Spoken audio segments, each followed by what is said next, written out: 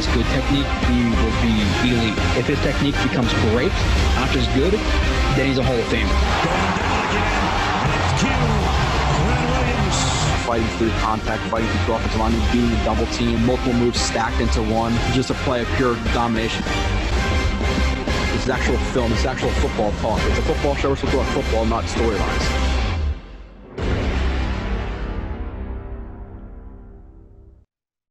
And you are listening to another edition of Blewett's Blitz. I'll be recapping a loss in Carolina, 19-14. A game that started off absolutely dreadful, which we'll discuss. But obviously, rounded back out. The Jets came out in the second half and actually competed. Outscored the Panthers by a score of 14-3. Just get into some of the housekeeping. Again, follow Jets X Factor, best Jets content out there. Follow me on Twitter, JoeRB31. Make sure you follow Robbie, Michael, all the rest of the writers, with Andrew, Vitor, the OKD podcast, the James Wighouse, back shoulder breakdowns. Follow all of them. Everybody's killing it right now, so I'd appreciate that. By the time you listen to this, I did a live stream most likely last night. Right now, to be transparent, it is 1:52 on Thursday. I had the live stream in 4 hours from now. If I can get this done in 4 hours, I'm going to be happy. I think some of the plays I'm going to run through a little bit quick, being mindful of the time I have, but I have 77 plays, figure about 2.5 minutes per play, and then some random freaking shit I'm going to talk about. But the one thing I will say too is I respect a lot of the Jets fans that showed up to Carolina.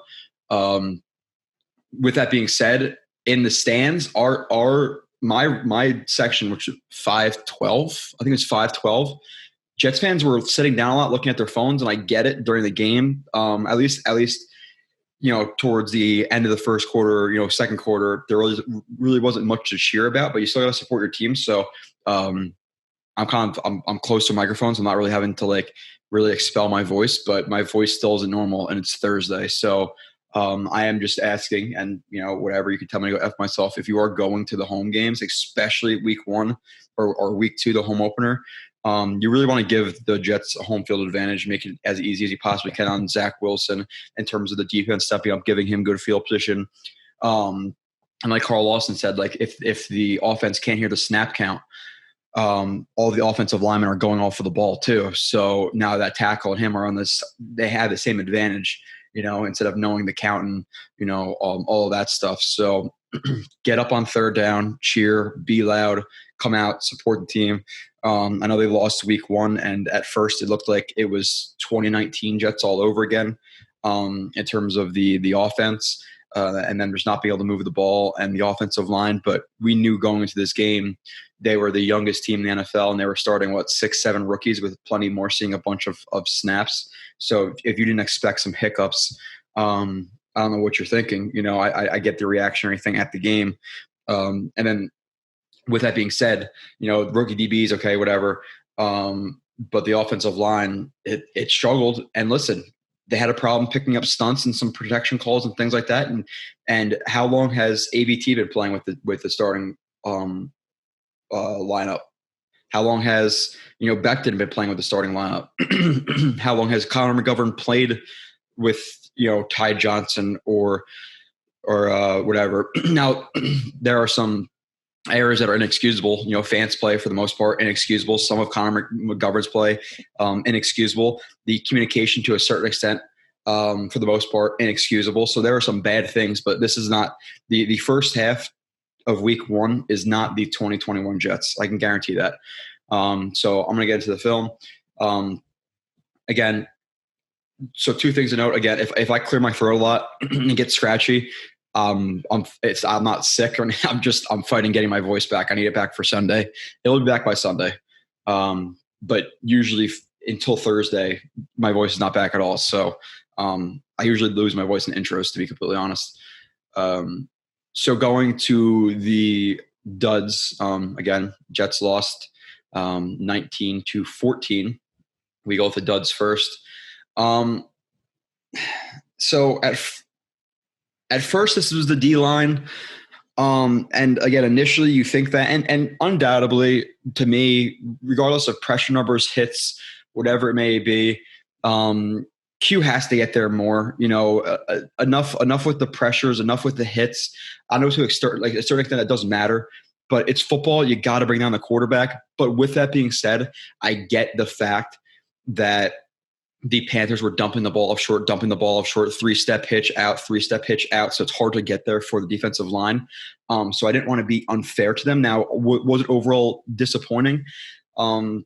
Yes, it was. But to say that they're a dud and they played absolutely terrible when they did put up like some of the highest pressure numbers, et cetera, in the league, I can't say that, but at the same time, they're disappointing. It's not like, I have to be thrilled with the defensive line because they finished number 4 in pressure rate on three-step drop. Like, I'm not trying to get onto all that. At a certain point, it's football, and they sacked Sam Darnold once, so they're a disappointment regardless of whatever. But at the same time, I don't think it was dud worthy. And watching the game, how many of her beers, Jameson shots, whatever you're doing deep, you're going to get frustrated. But then again, once you see the situation the defensive line was put in terms of the offense getting the ball out really quickly, it is hard to get there, obviously. But again, still disappointing, just not dud worthy. Again, I'll run through these pretty quick. Hamza was my number 3. I brought it up in the preseason, the lack of him making plays at linebacker, for corners to not get your name heard a lot, for safeties to a certain extent if you're not named up, get called a lot. It's okay for a linebacker, especially versus the Panthers, who Salah spoke about it. They came out versus a new defensive front, new defense. They are taught, that all gas, no brake mentality, which is obviously that's more of a mindset than actual play thing. I'm just bullshitting. They're taught to penetrate, hard steps upfield. What combats that? Trap. And that puts even more emphasis on the linebackers because now the linemen are getting up to the second level pretty much immediately. So Hamza didn't make much of an impact in any way. So I gave him a dud. I didn't love this dud, to be completely honest, because number 1 and 2 are they destroy the game for us. So 3s, I'll be fair again, it's a little bit of a reach. He's right here, but in terms of him defeating blocks, being able to diagnose, being able to adjust on the fly, he just wasn't there for me. So I played the play full. I'm going to try to do that. Oh, another thing I was going to preface, the way we got this film, I'm not going to divulge, but it's a little bit choppy at times, so I apologize for that. It's not my computer speed. It's not anything about that. It's just the way the film was sent. It is choppy on some plays worse than others. So in terms of like his recognition and stuff, obviously when he's looking into the backfield and he sees this jet motion, he wants to be aware of it going outside right here. So when he takes a hard step inside, again, not overly concerning, but with this motion, this guy racing to get to your outside, those things have to click a lot quicker at linebacker than he's at safety. Would like to see him widen, stack, and force to run back inside, especially on a sweep because he has so much momentum. It's going to take him a little bit to gear down and get inside right here. Again, he gets blocked inside, and DJ Moore's able to turn the corner. Now, in terms of something else I just wanted to bring up, in terms of like the refs and just a bunch of stuff, I'll bring it up every once in a while. Watch 80 right here on Guidry and tell me how this is not a hold. So regardless, that play should have been brought back, but it wasn't because they didn't see right by the play side because that's clearly a hold. But nonetheless, moving on to the next play. Again, some of these, I'm not going to spend as much time as I possibly can on them. It's 77 freaking plays, so I got to run through it. The good thing about doing a game versus the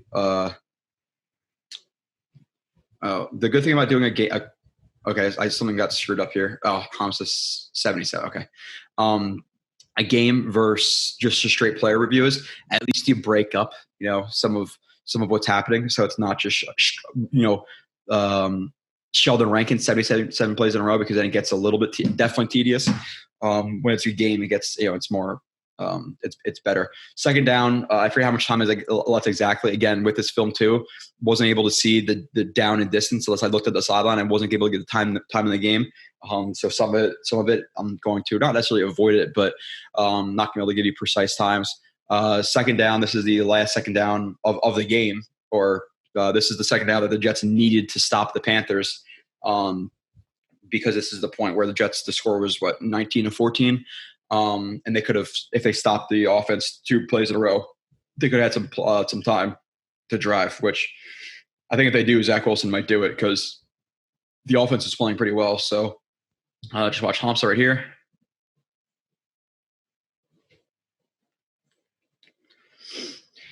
There's a couple things too, and like, to be fair to him, if this is a situation where he had to step down and he was taught to spill this run, and the linebacker was told to, he's a linebacker too, but like a spill and lever, where he's taught to spike inside, to spill this inside, and he was supposed to get over the top. That is a possibility. I am just being fair. I don't like to say things definitively. I'm not in the meeting room. Things I know about, I'll say it. Things I'm unsure about, for the most part, I will definitely preface it, because I don't like when people speak in absolutes when you couldn't be, unless you had the playbook, or you were in that meeting room. So still, with that being said, do I want to see him at a certain point, if he is taught to spill it, really take this on inside shoulder hard, and make him really bounce out? Because if you're spilling this, what you want him to do is get hips square to the sideline and just run laterally so other guys can fill in. But when you kind of take this on like he does, he's not really affecting the run if he's supposed to spill. With that being said, if he's not supposed to spill, want to see him get hands on. Obviously, want to force the run back inside. So either way, I don't really like what he's doing. Kind of just allowing himself to be blocked. Doesn't really take the block on with any physicality. Doesn't really affect it. Again, spill or squeeze in any way. McCaffrey gets to the outside of him. You have Delshon Phillips, who is filling right here.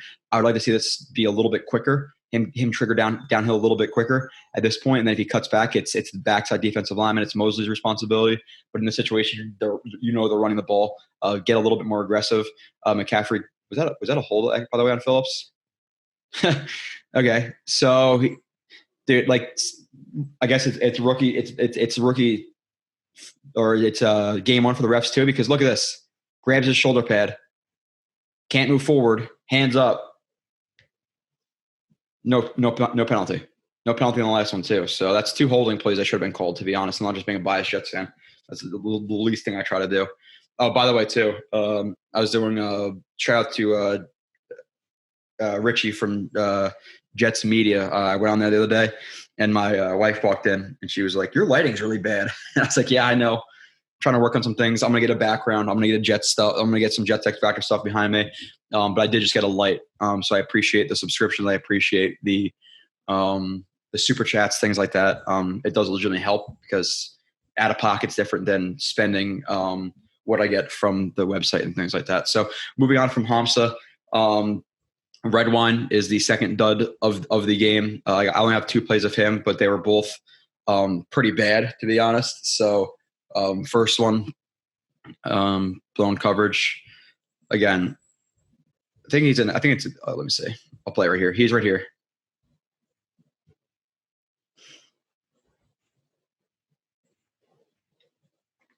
Again, they're showing like one high right here. Rotate late into a 2, and now for Red One, check the route concepts, check the quarterback. It's the advantage of zone. You can check both. But he's responsible for any vertical stem from either the 1 or the 2. Obviously, he's going to check the 1 first and the receiver, because he's the most immediate threat versus McCaffrey. McCaffrey runs an option route wherever he's going to let the run right here, angle route. DJ Moore, I believe it's DJ Moore right here, is his only threat going vertical, and he just never gets over the top. So he's in a cloud, and this is the soft spot of the field. I know, the post is too, but at least get over the top so you could play either. He stays way too far inside. He runs a corner, flag, whatever you want to call it, and it's an easy completion. So I want to see him leverage himself better over this concept. Again, at least it seems that he's staring at the quarterback the entire time, and he starts to move as Darnold looks and throws that way, which again in the NFL is going to be too late most of the time. So big completion allowed there, something you don't necessarily want to see from a safety. And then obviously the next play that I'm going to bring up of Red One, people know it. It's blown coverage, or not blown, just really bad play of coverage. Blown is, I guess, if you want to say it's blown, then someone didn't do their assignment. He does his assignment just really poorly.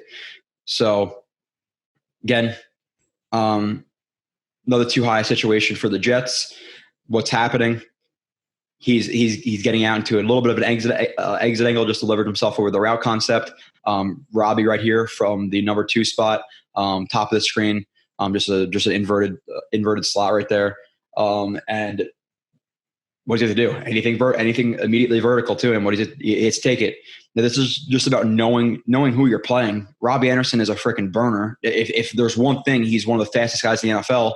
So once he starts to close this distance between you and him, one, you either want to be in a full panic backpedal, open your hips up, and be shuffling, or just start running. Because at this point, it's damage control. Do you versus Robbie Anderson, and he has the inside post on you. So his feet, he's leaning too forward. His feet are, for the most part, pretty flat, where Robbie Anderson's full go, and he is pretty much stopped right here. And Robbie Anderson just blows right by him. It's just he needs to again, know who he's playing, and just have a feel for the game to a certain extent, where you can't be flat-footed breaking on a post when he's about 3 yards from you. You're just never going to accelerate that fast. Robbie burns by him. Sam Darnold, again, there's some pressure right here. Does a good job stepping up in the pocket or sliding in the pocket right here. I'll give him credit. The ball could have been obviously better. He had to gear down for it, but he was beat. He just needed general accuracy and general touch, because the guys are beat so bad. So Darnold puts on the money. Good job by him trying to finish square too. I'm not going to just shit on Sam Darnold because I'm going to shit on Sam Darnold. Now, I have said before, if you took Sam Darnold and put him on the Jets this game and Zach Wilson on the Panthers, completely different game. Sam Darnold could not do what Zach Wilson did this game. Not once. So moving on. The number 1 dud of the game. I think we're going to know what it is. Zach Wilson. I'm kidding. It's offensive line. And letting up 6 sacks, 10 quarterback hits, 16 hurries. He was. I have this right here. He was pressured on 51% of his dropbacks. Every other dropback he had, he was pressured. 20% of his catchable. This is with Wilson again. This is not with the receivers. We'll go to 51% of his dropbacks. Hit multiple times. Again, the fact that last sack on him wasn't roughing the passer in terms of. It's just so funny what I've seen. I saw the Mac Jones penalty. Zach Wilson's 100% different. If you play for a team that's been shitty for a while and not one of the upper echelon, like New York Giants, Patriots, Packers, maybe even the Seahawks at this point, like certain team like that, you do not get as much penalties. It unless I'm just crazy. I saw Geno Smith got absolutely smacked as a Jet, get hit in the face, and don't get a penalty. You flick Tom Brady, penalty. So the fact that they completely landed, on him, kind of scooped him up in the air. I think it was Derek Brown or whoever it was, and landed all their body weight on him is literally the definition of that penalty. You to try not to do that. So that was bullshit. But nonetheless, he got absolutely smacked in this game. So that was disheartening. But we learned the kid has some moxie. We learned that he could take a hit. That's for damn sure. And we saw that he could work in a murky pocket again. So you're going to see this sometimes. At first, I didn't know how to get rid of this. It was how I had my browser set up. So I apologize for this little record thing on the bottom. It is what it is. I can't get rid of that right now. That was only in the beginning. Then I realized, oh shit, I just recorded 20 plays. Now I realize how to not have that. So left side, this is actually a solid play in the run game. The mix in the running game, obviously I had this at, later on, but like 2.6 yards per carry, 2.7 yards per carry. The run blocking from the offensive line was not good overall, but the running backs weren't that good either. Let's be honest. Coleman, I criticized his reads and his footwork. Ty Johnson, I'm excited about him still, but preseason I brought up some plays. I was like, the vision. And last year he was hitting holes that were pretty damn open. Michael Carter's a rookie. And then past that, you have P. Ryan and Josh Adams. So I said it, and people might have thought I was crazy if I was like, hey, listen, the Jets, I think the Jets offensive line in the run game will produce more for the running backs than they'll produce for themselves.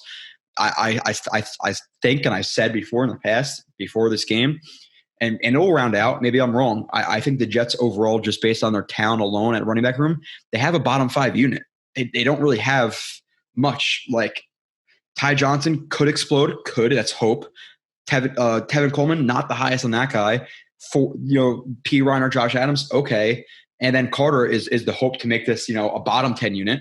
I don't think Carter's a bell cow. I think he's more of a like a rotational 1-2. And I'm not trying to shit on the Jets just because they're down. I said this pre-season, like they are not the most talented room in the world. So you're going to see some runs that, and not necessarily this one, I'm just saying in general, throughout the season, and I think a few in this one, where they're just the running backs aren't going to hit the right hole at times. So they just run this like lead outside zone. The one thing about this is, so obviously everybody's racing to get to the outside.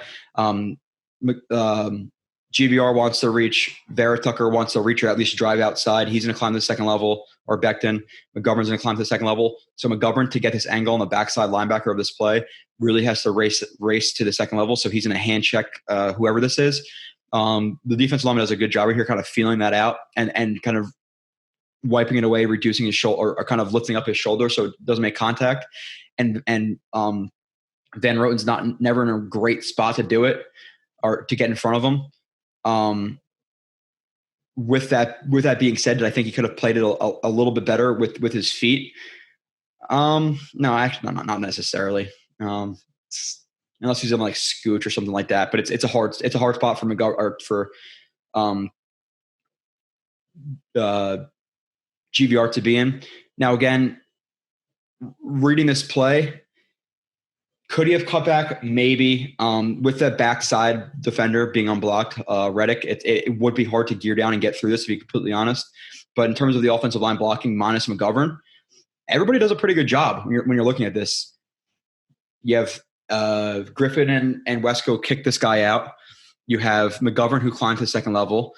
You have Vera Tucker, who has hands on. And by the way, Vera Tucker played bad in the pass game, specifically the last couple of drives. First part of the game, not too terrible. And then the run game, he's actually pretty solid in the run game. So he wasn't terrible.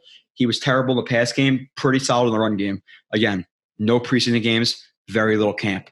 Playing against guys like Derek Brown, Hassan Reddick, Brian Burns, etc.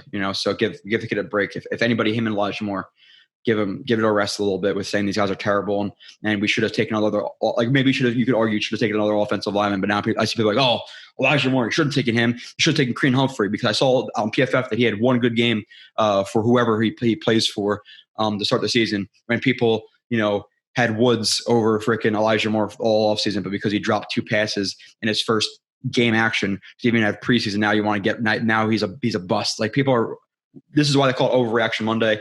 Elijah Moore will be completely fine. But continuing on, just look at the blocking for the most part. Again, frame by frame, Becton does a good job, good angle, climb at the second level, hands on, throws Shaq Thompson to the outside. McGovern gets hands on. And you have Vera Tucker's creating that vertical displacement. If GBR is able to reach, get that positional leverage, it could have been a different run. But again, overall, it really wasn't a terrible play run blocking. So I'm going to bring up some plays of them not playing so well. Some plays good, is what it is. Number 2, this is McGovern. Crack toss where it could have been a much bigger play. And this is what happens. You have one guy in a run play who screws up their assignment. The run play is effed. Like that just is what it is. So that play, one guy screws up, effed. This play, I believe off the top of my head, I think if you watch McGovern, one player, run is effed. So again, just knowing your opponent, knowing that the Panthers are an aggressive defense, they run this crack toss, and good job by Davis, by the way. But McGovern, my thing with him is you have to know who you're playing. You have to know you're playing some pretty athletic linebackers, and I know he ricochets right here. He drops the outside foot or the play side foot, tries to pop up that play shoulder to let Vera Tucker reach him, but at the same time, your primary responsibilities are here. At least pop up the shoulder a little bit with a hand check, but to completely commit your hips and then have to race to the second level. It's a hard spot to be in, so you really have to be cognizant of one, committing to that, and to your angle. And right here, his angle is way too vertical for me. Again, run's going this way. If the linebacker keys what he's supposed to key, he's going to see that. He's going to start to work over the top, scrape. So his angle has to be much less vertical. Can't be straight to him. Has to start to cut him off to where you think he's going, not where he is. He goes to where he is. The linebacker's obviously able to outrun him and get on the play. Where again, now if this guy's blocked, you have Wesco. Again, Wesco's so trash. You watch the first play, good block. Second play, good job tracking, good block. Okay, but he's bad, right? Cut him from the team. He's worthless. He's a terrible fullback. Okay, well the first 2 plays I pulled this game, they're pretty good. So whatever. But in this situation, this run goes for a lot, at least a bigger chunk of yard instead of whatever it was, a stuff 1 yard, 2 yard gain.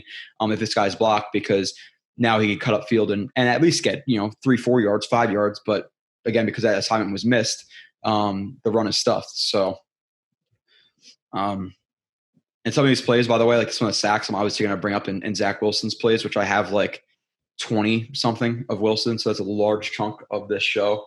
But moving on. If I'm going too fast, just let me know. I'm kidding. O-line miscommunication or Wilson. Yeah, again, and this is hard in the meeting rooms. Like sometimes you could tell if somebody screws it up, like if they raise their hands, if they're pointed at, some stuff you could tell. Now, in terms of like who sets their protections on a certain play, is it supposed to be GVR? Is it supposed to be McGovern? Is it supposed to be Wilson? It is really hard to tell sometimes. And again, I will be transparent. Sometimes you can't tell unless you're in the meeting rooms. You don't know how they handle certain blocks. You don't know how they handle certain pressure looks. So with that being said, whoever it was on, because I think Burns comes right clear off here and gets a sack on Wilson. Was it Wilson? And he was supposed to, if he blitzes, replace him to the hot, which would make a ton of sense because he's most likely going to blitz. It's their best pass rusher. So don't really get that. So I'm not really sure what happens with the protection here. I can tell you it's bad though. Like not to be oversimplistic. What was Ty Johnson supposed to chip and release here? If he sees that, we're not in the room. We're supposed to race outside right there. And if Burns blitzes like that, because there's 2-on-2 or 2-on-2.5, was he supposed to dump it off to Ty Johnson? He was never looking that way, so I don't think so. So who is that on? Again, could be Wilson, could be McGovern, could be Fant stepping inside to assist with the whoever that is, like the 4-eye 3 tech. Impossible to tell. It's unless you're in that meeting room, unless you have the protection scheme and you know exactly how to defend that look. It's impossible. So Wilson never sees it. Looks to his left. Goes to throw the in. At least it seems like he goes to throw the in. Sees number 43 on his exit angle. Good job pulling that ball down. Doesn't want to throw a pick. So good job recognizing that. If he is looking at that, which it looks like he was looking towards the out, goes to throw it. Checks last second. Pulls the ball down. Burns is in. Now again. Was it Johnson? Was it Croft who's supposed to chip and release? Was it Wilson who was supposed to replace him and throw the hot to Johnson? Not sure. Again, and it could be the coaches too. If they were all slotting inside, you tell Wilson, hey, check this guy first. Just the hot, like that's all it is. So hard to tell. Obviously, you do not want this. You don't want full-blown shots from Brian Burns on your rookie quarterback in like his third snap of the game or whatever it is, fourth, fifth, sixth, whatever the hell it was of the game. Not ideal. Run blocking. Is this going to be poor, good? I don't know. Let's see. Another I form. I form strong right. Okay, so they run like a Bob zone. Where basically the fullback is going to the backside linebacker.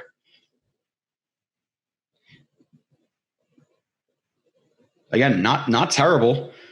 You have Becton from left to right, gets extension, throws his guy outside.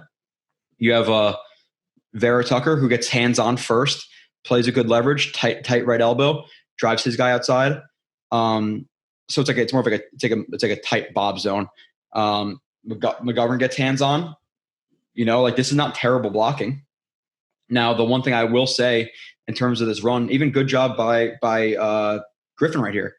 The one thing I will criticize on this play, Corey Davis, and I said this about Corey Davis, he's physical. I would like to see him better leveraged on some of his run blocking. I said that in the review from Tennessee. Again, runs going inside. He's inside of you. If there's one area he's going to cut to that's going to affect the run, it's going to be inside. So I like to see Davis angle to the inside shoulder and get hands on. But if that is blocked, or if we can make this one guy miss, which again, to be fair to the blocking scheme, most coaches, 90% of coaches, if they can say, okay, your running back's going to be one-on-one with a guy in a 5-yard hole, 4-yard hole, will you take that? Coaches will sign them down as the dotted line right there. So Carter, I want to see him make more of this play, to be completely honest. And Davis, I want to see a better angle. And that's what this was about. So, in this situation, could he make this guy miss? Could he notice, if he was a little bit more patient right here, notice that Davis has outside leverage. He's driving inside. Short stride, jump cut outside. Could have. Is that something I think he'll do in the future? Is that something I saw him do at North Carolina? Yes. Is it his first game and he's rushing it a little bit? Most likely. So this run could have been much better, but is what it is, So, and this is just me bringing up plays I see. Again, I think the however many dedicated subscribers I have, or the film people out there, obviously there's a decent amount of you. I just want to bring this stuff up because you hear people say, "Oh, it was all the offensive line." It's not true. Bad pass blocking. Wilson, find more. Okay. Well, again, I don't want to spend 30 minutes on each play. So I'm not like, oh, he's a condensed split, tight inverted slot. Like, I don't want to do that. You guys can see. I have limited time. I only have 4 hours to do this, which is absurd. But this is what you're going to get during the season. So we're going to figure out what actually happened for the most part. So bad pass blocking. Let's watch you play first.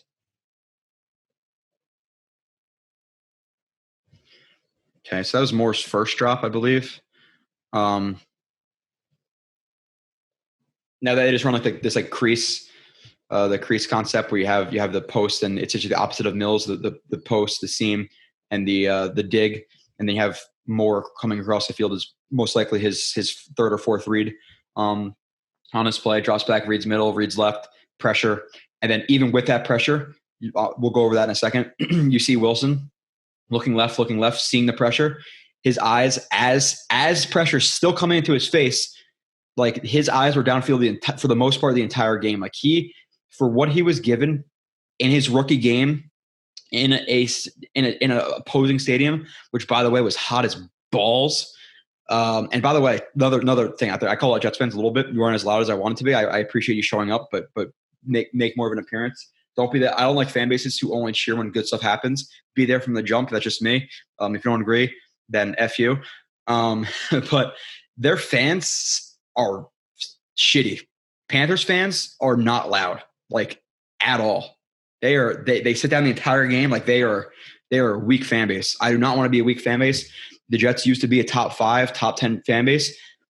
I'll call the Jets fan base average at best in terms of making noise, showing up. Sure. Average at best in terms of noise. I've heard much louder stadiums. Oh, well, the Jets don't win, Joe. They don't give us anything to root about. Okay, why when I went to Week 17 against Buffalo, did not one Bills fan sit down? They're being loud the entire time, and people will say, okay, well, the benches had snow on them. True, but they were still loud. And I've been to plenty of the Chiefs for many years. Suck. They were always loud. The Bills have always, minus last year or two, have stuck for the last 2 decades. They're always loud. So don't give me that bullshit excuse. If you're going, give your support. That's my thing. Maybe if you're not a full player, you don't get it for the team. It makes a legitimate impact. So eyes downfield as soon as he sees a rush. Again, not even looking two more. Finds him quickly. In pressure, 3 guys in his face. Jumps, throws the ball, takes a relatively big shot. Moore doesn't look the ball, and he's looking to run before he catches it. Again, rookie in his first game. Did we see Moore have drop problems in college at Ole Miss? Should this be a concern? No. He's playing his first game action as a rookie. Give him a break. You have to take those rookie lumps. Like people are talking about guys like they completely flip on a guy after one game. I get the one drop he had. It was pretty bad. He needs to look this ball in. A hell of a job by Wilson getting the ball out. Now, again, in terms of the offensive line, it's just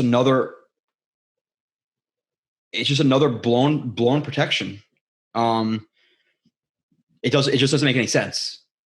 If he was going to block the backside, if these guys were in a full slide left, I get why these guys were thinking that, but the fact that he goes right, and then he goes out makes no sense. So it's a blown protection. It just is. Who is it on? Is it on McGovern to call that? I'm not sure. It should be. That's what you always hear about, like, oh, Nick Mangold, great for rookie quarterbacks, all that stuff. There's definitely communication issues up front, because the fact that these guys separate and just leave him unblocked is bad. If anything, again, slide left, he blocks the backside. You ought to be cognizant of this. Or they step inside, he checks this, and then they could all assist or whatever it may be, whatever the protection is, full slide, bob blocking, combo blocking, whatever. I could tell you that there's not supposed to be immediate pressure to the B gap with nobody picking him up. So people are like, oh, blame Derek Tucker, he allowed this. He seemingly blocked who he was supposed to based on him and McGovern, how they block. Was it on Becton? Was he not supposed to kick out to this guy, or was he so confident himself that he can kick out and get back in on this guy?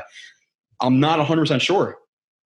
It's definitely a blown protection, because it looks like the way he has his drag hand out, he's expecting Derek Tucker to get this. Because you'd never go secondary immediate threat. You'd go immediate secondary. So it's just blown. How? Why? I don't know. So just people like, oh, this is on Derek Tucker. It's really not. That's a hard position for him to be in right here. To now with just wrenching him when he's full speed, he does a good job wrenching, actually, or tries to wrench in terms of the left hand on there, hand onto the hip and tries to straighten him out. But again, you're talking about a 300 plus pound defensive lineman who's running full speed. Sometimes it's hard to straighten them out. They're strong too, So blown protection. You have two guys blocking nothing here, and then you have two guys blocking one. So you have one guy who, come on. So it's just blown. Why? How? What is Benton teaching? Why do they not have it down yet? I'm not sure, but I can tell you that Zach Wilson cannot take as many hits as he did this game, because he will not make it to the bye week. He will not. He cannot. This cannot happen again. This cannot happen next game. And to be frank with the Patriots, if you think the Carolina Panthers defense is complex, which it's not overly that complex, they're just free runners. It wasn't going to go even a ton of stunts on blitzes. They're just completely blown assignments. Like initially, like, oh, it has to be stunts and stuff. And there was some, but like a couple of these plays were nothing special. Nobody was twisting. Nobody was stunting. And Bill Belichick is going to see that on film, and he's going to stunt every single time and overload and tag rush until you can do it. And can they fix it in 1 week? I don't know. I doubt it, to be honest. So I think Wilson's going to be under pressure this game a lot. So the run game, you have to depend on the run game. They're going to have to open up. They're going to have to open it up in the run game, because Bill Belichick is going to get there. We saw the seeing ghost game. I don't think Zach Wilson has the limited mental capacity or football smarts that one Sam Darnold does. But if the offensive line can't hold up for 3 seconds, they can't hold up for 3 seconds.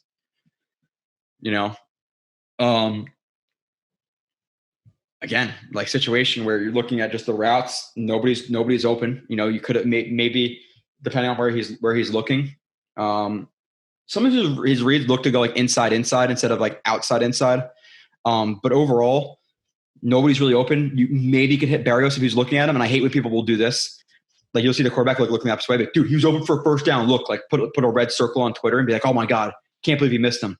What was his read progression? Like you're so stupid. So nobody's open.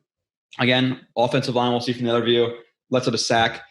Listen, that one might have been on Becton, and then this one he gets beat. Like let's see how long it takes.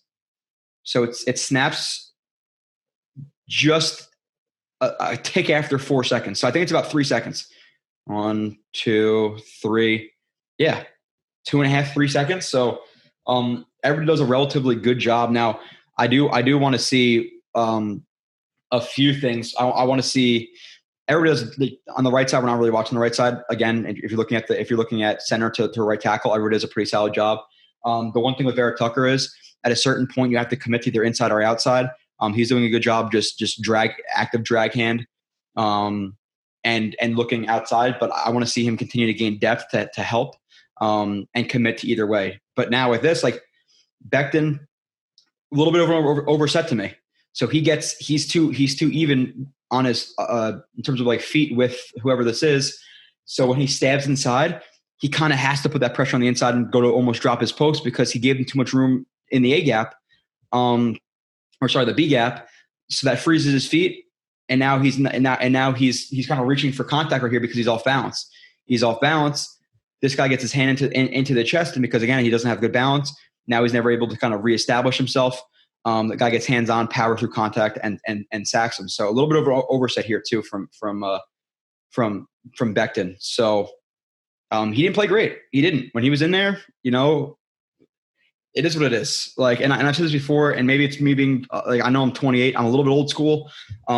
He's a little bit chatty for me for what he's accomplished. Like last year, I thought he was like a top 10-ish center, but a lot of like reposting himself, doing like pancake blocks and how good he is, and I'm not the biggest fan of it. I want you to put your money where your mouth is a little bit before you're doing all that stuff. But again, maybe I'm just old school and I'm yelling, get off my porch type shit. I'm 28, but he needs to play better. Before in my opinion, he's doing all this stuff. And I forget, like somebody said last game, maybe he said he's playing so well before he came out. He let up like a sack, a couple pressures. Like he wasn't great in this game either, which is slightly concerning. You hear him getting beat all season. He comes in this game and gets beat up a little bit.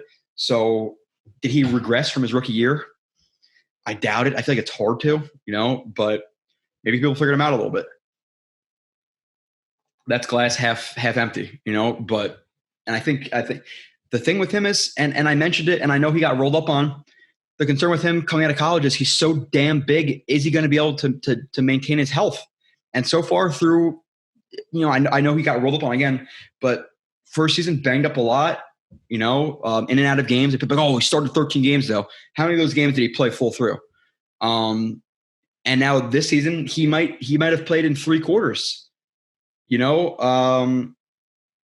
And if he doesn't need like the actual surgery, maybe it's 4 to 6 weeks. But still, now you're looking at 10-ish games over 2 years. Not ideal. It's not. And they wanted a left tackle, so I get like being like, oh well, Wirfs was there, Wirfs, all this stuff. Wirfs had his issues too, and he's a right tackle, and they want a left tackle. Like I get the pick of Becton, and sometimes injuries just hurt you. It's a risk you have to take. So like people like killing the draft class, and I get that to a certain extent. Davis. Don't remember having a lot of injury problems in college. Becton, not a ton. You have to think about it with the size. I'm talking about the 2019 draft class. Zuniga, we're practice squad, but then you look at like some of the later picks. Okay, Mann's a starting punter. Obviously, he got hurt too. That's story for a different day. You have Huff who's a DFA. You have Guidry. If you can hit on like half your starters, even to make them like NFL players, like 1 or 2 starters ideally, depending on your picks, let's say you have 10, if you can get like 2 starters out of that, 3 role players, that's like a good draft, like legitimately. So I think Becton is a good starter.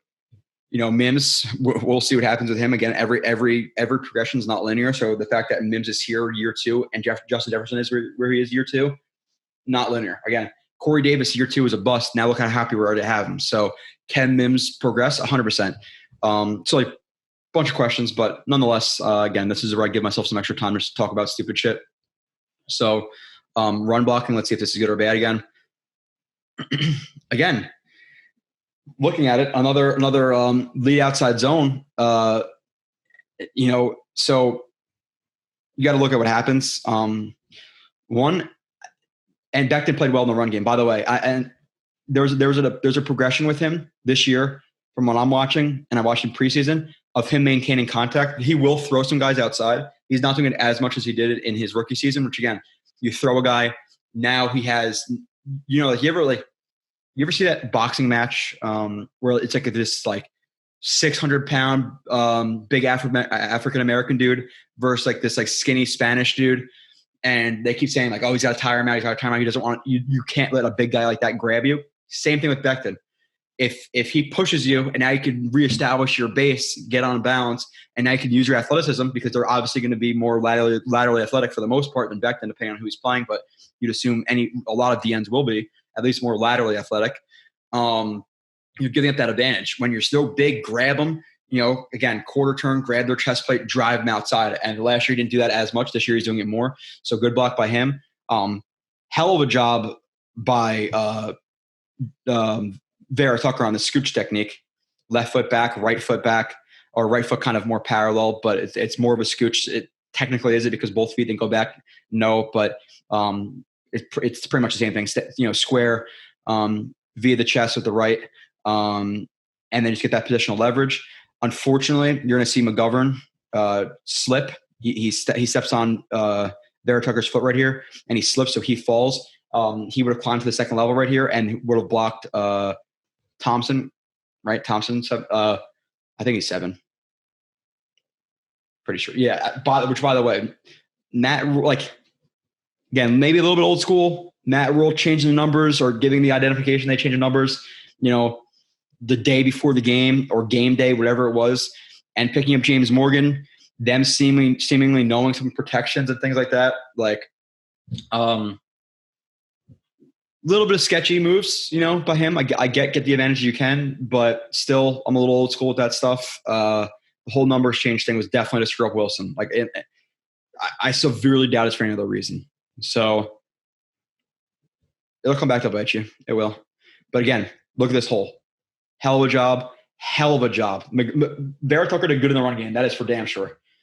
Good job on the backside. 2 guys on the ground. You have one guy, you have McGovern who slipped. Sucks. He would have probably climbed the 7. Again, Wesco. Oh, he's so bad. Look at the 3 blocks I brought up with Wesco. How many has he kick the one guy out, good angle, good leverage, kicks another guy out, cut him. That's what people say. Cut him. He's terrible. Okay? Because you notice one play on broadcast, he's 30-year guy, second year as a fullback. This year more of a full-time fullback. Is he not going to get better? People were so crazy about the Jets cutting who was it? Or didn't care about us cutting Nick Bellore, who's going from a linebacker to a fullback, right?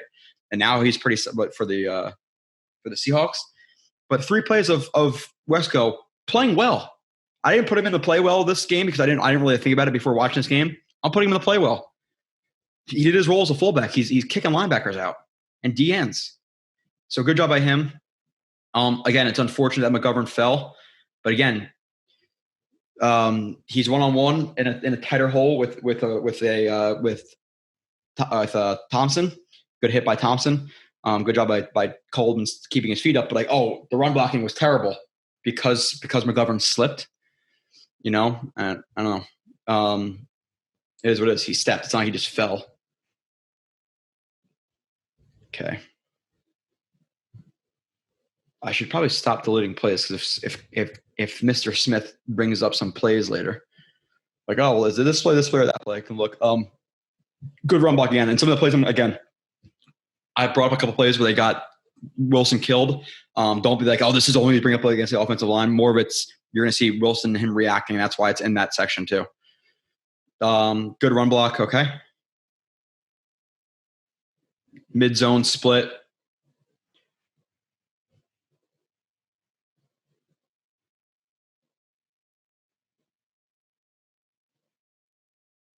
Good job by the offensive line. Again. Scooch by GVR. Left foot or right foot back, left foot back. Get that positional leverage. Lose to gain type shit that we're talking about. Good job by McGovern climbing. Good angle to his guy. Now, if he shoots backside like that, blown block. No. He did his job. He kept him to the backside. Good job by Vera Tucker. Again, the athleticism is showing up. Look at where he ends up on that block again. Vera Tucker played terrible. Yeah. Some of the blown protections, that stuff, blame it on him. Run game? Look at some of the plays I'm showing of this kid. Wrenches him. Good job here. Good job here. Good job here. This is a hole. It's a massive hole. He has to hit this. Ty Johnson, good run. No, offensive line, good block. He hits it. Now, good job keeping his feet. Sorry, I didn't. This is 1 out of 10 plays where I didn't play the whole thing, I don't think. So, whatever. But good job hitting with pace. Good job staying up. But much better job by the offensive line. All right. Next stud I have is actually going to be involved a lot with the number 2 stud I have. And I can argue my number 2 should really be my 1, to be honest. But number 3 stud of the game, even though he had, in my opinion, if I really want to do 3 guys, like could I do, obviously at this point, Wilson's one of the studs. Could I have done, Carter and Hall, or Carter, Guidry, and Hall? Like I could have done that. Because the corners are obviously in here too. I'm not saying who's 1 or 2 until 2 seconds from now, who really gives a shit.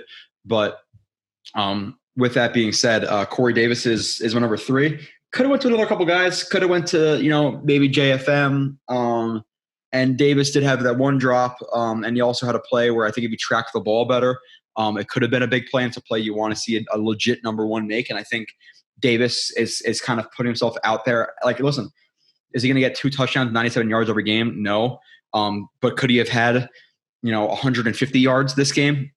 Yes. And maybe another touchdown. So if he keeps playing like this, he's going to be 1,000+ yard receiver and establish himself as a legitimate number 1.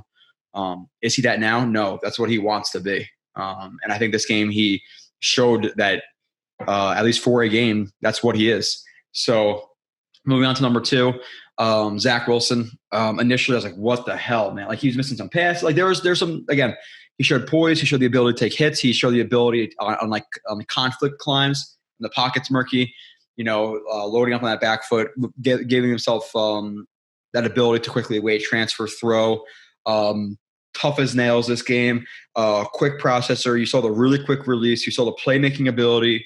You saw a lot from him. Now, was there bad too? Yes. Did he try to go for a big shot or 2 instead of taking the easy stuff, which he'll learn in the NFL? Yeah. Did he take a sack or 2 or maybe even 3 that was on him? How are those protections set? Do we know that? No. But I'm still going to say at least 2 or 3 sacks are on him at the minimum too. Did he have some accuracy problems? Yes, at times. Did he rush a pass or 2? Yes. Was he reading the defense properly? I think for the most part, to be honest, he was. I don't think he was so confused where he threw his pick. But actually, give me a second again. And we continue. I was gone for 0 seconds in your world, however many seconds in my world. Had something to take care of. So, I'm going into Wilson. Already kind of spoke about him. Now in terms of was pressured on 51% of his dropbacks, had 20% of his catchable passes dropped. This is directly from Nania, by the way, which I'm allowed to steal from him. Which, by the way, I met up with Andrew Golden, Nania, Sabo, Pete. There's a couple of people who walked up to me, had a beer. It was pretty cool. I enjoyed our time. Kyle Smith was there, so I'll be going to the game, obviously, with the Pats game too, or the Jets Pats game. But supported by a run game that allowed 54 yards on 2.6 yards per carry and received no manufactured help, as he completed 1 screen pass for -3 yards, which was to Elijah Moore. Sorry. I heard something in my yard, somebody stepping on sticks or crunching. I was like, somebody's creeping up to my front door right now. Never ideal.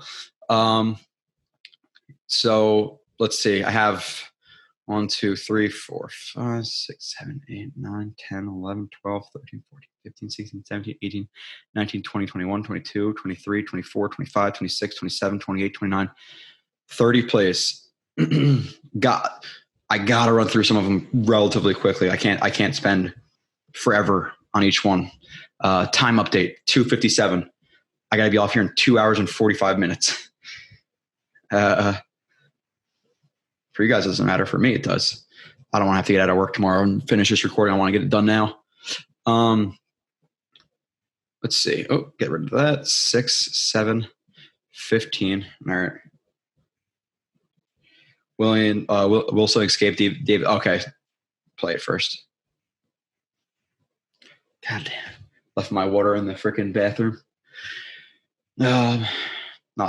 So again, play action.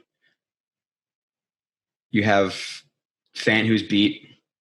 hell of a job by Wilson escaping. You have they run this a decent amount where they run this like this deep mesh Yankee type concept with the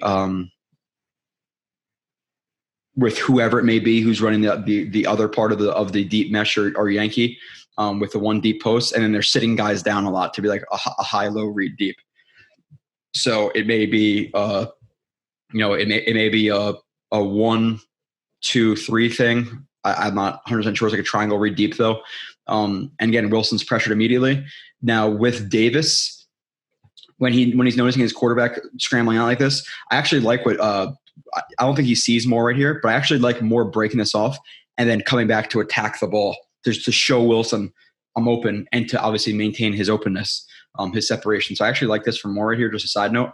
Now for Davis, you don't want to stay on the same plane he's on. You either want to, again, cut it flat and kind of have that connection with Wilson. This is what connection's about. You want to cut it flat. So you're keeping him off your hip, or if anything, you want to just drift upfield and let him throw a ball deep. And he kind of stays in like kind of right in the middle. And Wilson throws up a ball, again, giving him a chance to make a play a little bit deep. And it just seems to me that Davis reacts to the ball late. It's not like he threw it so high that he couldn't adjust to it. I think if he tracked this ball better, he could have caught this. He gets a hand on it. Was it an easy play to make? No, but I think if he were to locate that ball quicker instead of running to the sideline, you see now he's kind of like panicking to get backwards.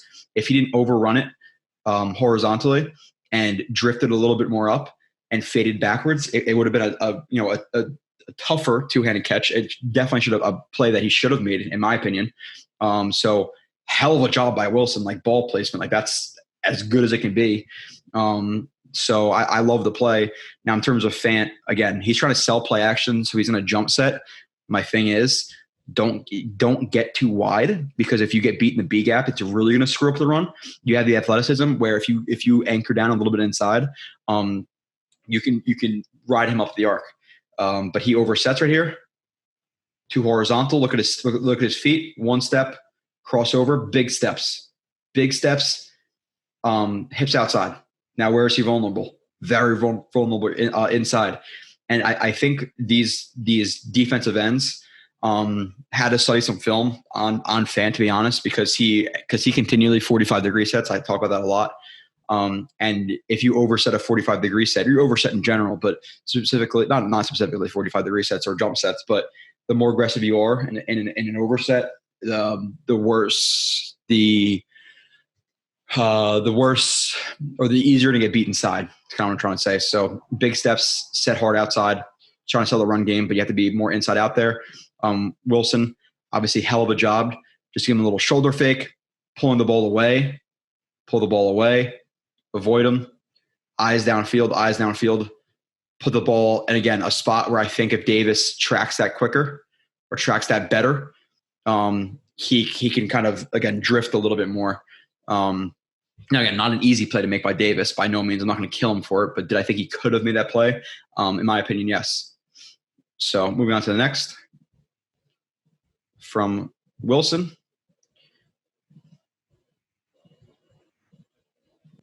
Wilson missed more Davis, good throw.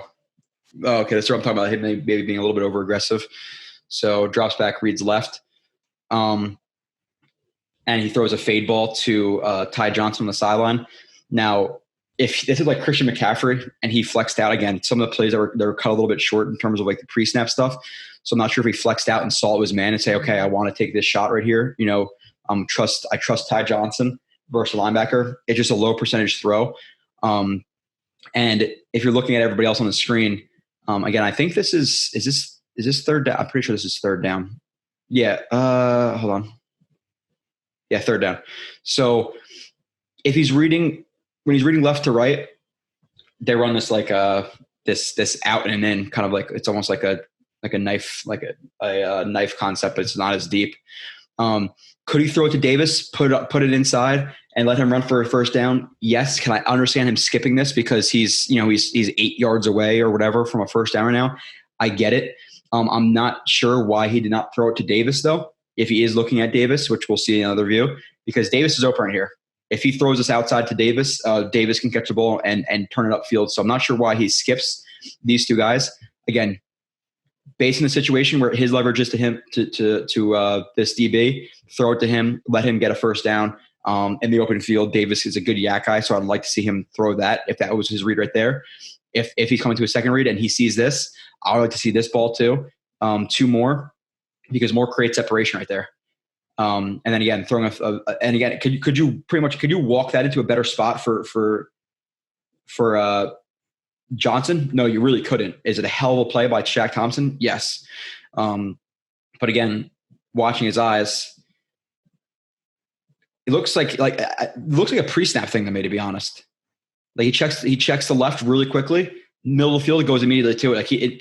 To me, does he look to Davis right here? I don't think his helmet's turned enough. I think he goes inside, outside. He just checks if this is going to be up an easy throw, and then goes to Ty Johnson. I would like to see him stick on this read a little bit more. Like, this is covered, but Moore does a really good job snapping that down. That's a really good route, by the way. You're going to get the man coverage. So inside with like more of like a split step, gather step. Doesn't want to eat up too much ground. Doesn't want to fight the hands. But once he gets inside, what does he do? Now he bends his route back into the defender. You could say it's holding his line, stair steps, pretty much the same thing. So we can call it stair steps. Again, inside. Now he's going to bend it up into him and vertical to snap it off. Usually you see it more for over routes. He's running over, up, and then in. It works the same way though, so you can call it the same thing. But you're going to see him take 1, 2, 3 steps vertical. Why? So he doesn't crowd that hip, and now he can use his body. He can use his shoulder right here, which, by the way, the little like peak technique, and throw him off. Kind of just bump him. Use your physicality to run this route.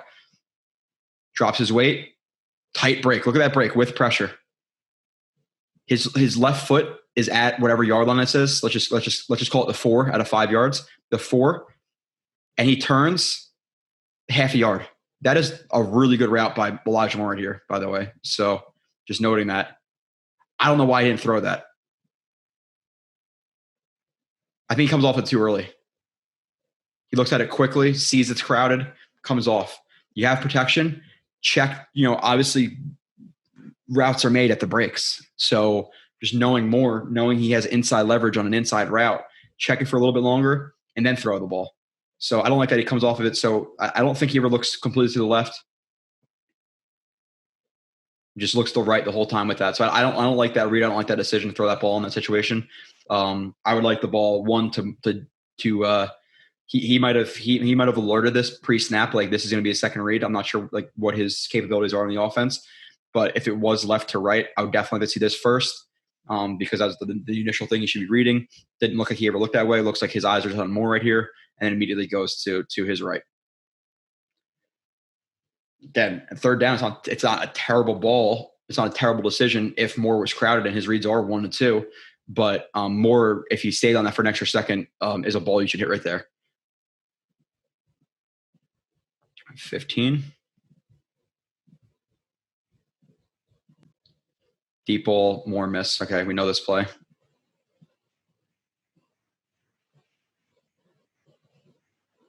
Okay, I didn't cut this or something, obviously. What the hell did I do? Okay, sorry, it's from here. I don't know. I screwed up that cut. Sometimes you just record, like you record for a little bit and just watch the play and whatever. I just screwed that one up. Is what it is. Okay, gun obviously. They go with a 21 personnel look. Now, just watch it again. Obviously, hell of a job climbing up in the pocket. Now people are like, "Oh, better location." Okay, better location, right? Put it outside, whatever it may be, whatever dumb people say. He throws that from the 17-yard line. Let's just call almost the 15 now, or no, let's just say the 17. I suck at math on the fly like this, but I'm just gonna say the 15. I'll subtract 2 at the end. 35 yards is the 50-yard line. Okay, it ball in the air. That's 35. We're at 55. He throws that ball 60 yards. Subtract 2. 60-yard ball. Look at how he throws the ball. Again, noticing pressure, eyes downfield, pull the ball away. Hell of a job pulling the ball away. Can't completely set his feet. Can't completely step into the throw. It's not like he's crow stepping into this. Plant, not again, not crow stepping, not running into this throw like you'd see like a Hail Mary. He's flat, 60-yard throw with pressure in his face. Hell of a ball, hell of a play. Now with Moore, there's another angle of this that I saw on Twitter. The defender doesn't hit his arm; he hits the top of the shoulder, like it looks like he does right there. But he hits the shoulder, maybe grazes down to the arm. Now, if Moore is trying to track this ball, I really want to see him like catch it with his, like, obviously in this situation you like to see like a hands catch, but you're going to see some times where guys just have to really cradle that ball. Now, if his arm was out a little bit, like his left arm, and his shoulder was hit, maybe it hits his arm down a little bit, so it kind of screws it up. I could see a PI. I could not see a PI on this. Did he hit the arm? No. Did he hit the shoulder? Did that affect it? 100% could have. Is this a ball, even through that contact, do you really want to see him attack with his body more and not leave like this space? Yes. Did that arm affect him? Most likely, or more than likely. But is it still a ball you want to see him catch? Yes, again, 100%. So again, drops back, looks to check to his left a little bit, then checks middle, pressure. Again, oh shit, wrong play. See, I screwed that one up. So from this view, drops back, reading middle, reads right, wants to hit it. If he could step into this throw completely, I think Moore is gone. I think he throws this ball 65 yards. I do. He has a cannon. He does. People are, his arm. This is for the idiots who were on my videos before we drafted him. Oh, his arm strength is not good. Are you kidding me? He threw the ball 60 yards without crow stepping into it. So wild throw. Wild. Moore's not able to bring it in. Sucks. I didn't look at the pressure right there, so I apologize. But we're gonna keep moving on because again, got 77 plays. 22. Quick process release. Okay, a lot of gun sets, obviously. Here we see some 12 personnel, not more tight splits. You're gonna see that a lot in Jets offense. Mike LaFleur, there's a couple of gripes I have with him in the first half, specifically the lack of pre-snap motion didn't translate from preseason to this, which I don't get. Again, if anything, it just helps your rookie quarterback identify zone versus man. A lot of first down running, at least I didn't chart it, but that's what it seemed like. It was a lot of first down running, which isn't very creative. You can pass the ball on first down as well. So those were two things that I did not love. Some of the run plays I thought were a little bit too fancy. But we'll talk about that in a little bit.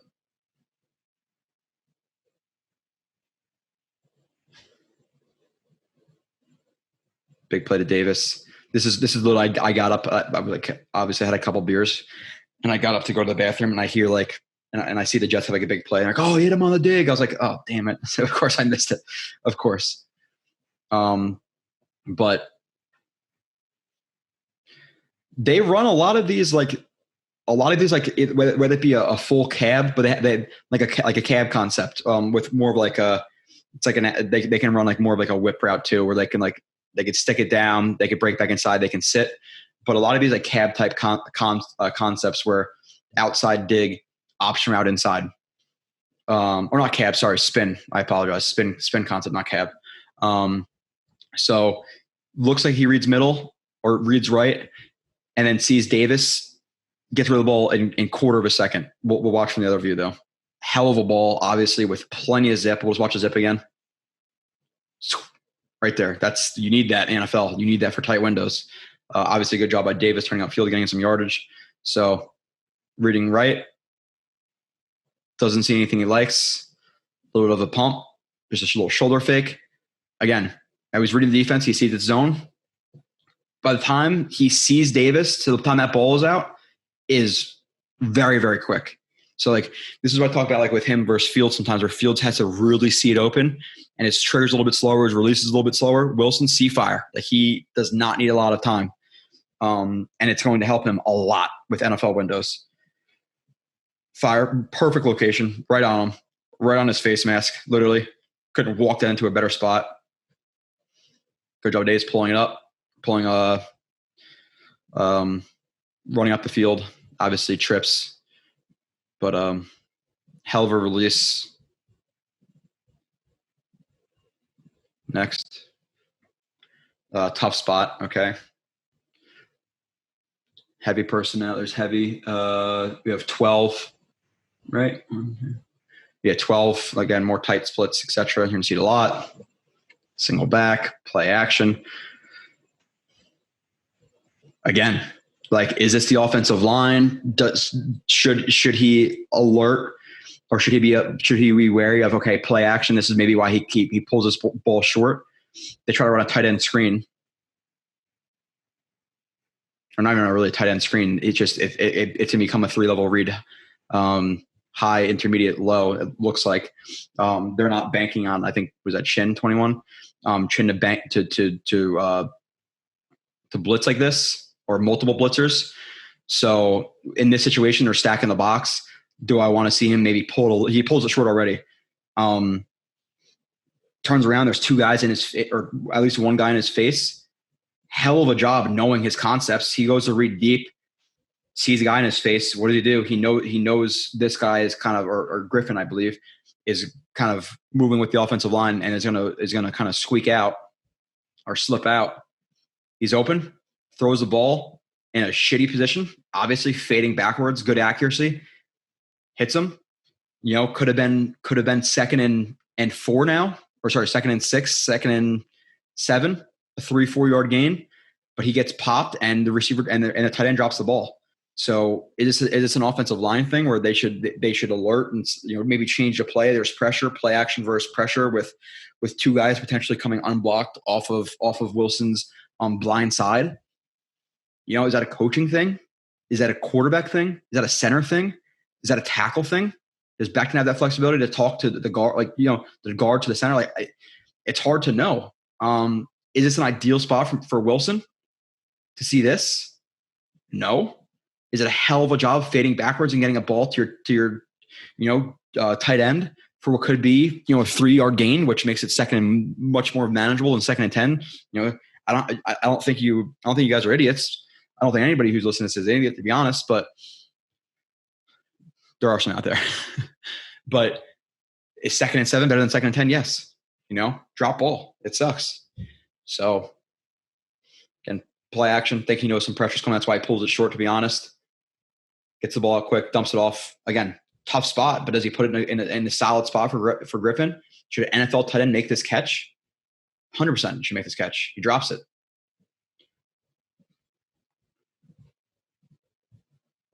Next. They have like this stick nod swirl route again. I think it's, again, we have 12. Or no, sorry. Yeah, you have 12, sorry. And I think it's the first tight end right here who runs like that stick or that swirl. Yeah. Oh, this is the interception, right? Yeah. Okay. So he reads left, doesn't see anything he wants. Is this second and 10? Okay, so could he have hit more there? Yes. Does he have to? No. Would I like to see him just take what's available, and especially when he's getting smacked all game? Most likely. So I'm not sure why he skips on more. Now, if he's looking left, sees more, sees he has plenty of room, checks the linebacker, sees the linebacker there, doesn't want to get more killed. Okay. Is that being a little bit generous? I think he is doing that. Well, it does look like he goes to throw, checks, and then goes to the stick nod swirl. So if he's reading 1-2 deep, he's not going to throw that. Now, could he, if he was just staring him down? Oh, it's like a fade or whatever. So maybe not vertical. So could he have thrown more? Think so. Now there's pressure. What does he see? He sees this linebacker widening. He sees an inside break versus outside leverage. So he's just going to try to fit a ball into a tight window. I don't think he didn't see the linebacker because he looks that way for a decent amount of time. He's looking, throw. I don't think it was a situation like, oh, he was baited into this or he didn't see him. I think this is him trusting his arm and the fact that he didn't step fully into the throw, so he didn't get enough, not necessarily heat. He didn't need heat. Obviously, you need some, but he needed touch. He needed to kind of float this over to whatever the 35-yard line or wherever it would be, and let the tight end attack the ball. So it gets picked. Is it as worrisome as him throwing, smash concept and he doesn't see the cloud corner getting some depth or something like that? No. But again, I want to see him throw that ball to Elijah Moore. Now, if he checks that linebacker quickly right there, and that's why he didn't, okay, I get it. But even if, I think he should see that and fire it. Again, now it's 3rd and 6, 3rd and 5. Goes here. Again, sees the squirrel. Sees underneath, getting outside, over top, outside. He tries to put it inside, but again, he kind of fades away from that throw. He doesn't step fully into it. You can see he's fading out. He's fading out of that throw. He's not completely – he ends square, but his shoulders are kind of a different level, and ends up ripping the ball maybe a little bit, and again, not getting full power and touch into it. And again, if this was a little bit higher, is this a ball that's going to be a tough catch for the tight end? Yes. Is this a ball that he should attack and you hope he would catch it? Yes. So terrible decision. Not really. You want to see him step into that. You want to see him maybe throw more. But in terms of like it being a dreadful play, wasn't. It really wasn't. So there would be some plays I'll criticize him for that maybe you guys think I'm crazy for. There'll be some ones where I'll kind of give you the bright side of what I thought that was. There's another play later where people are like, oh my God, it's a terrible throw. Situationally, based on what he was seeing, I didn't think it was a terrible throw, but we'll talk about that later. Avoid pressure, miss Smith. Okay. Again, split gun.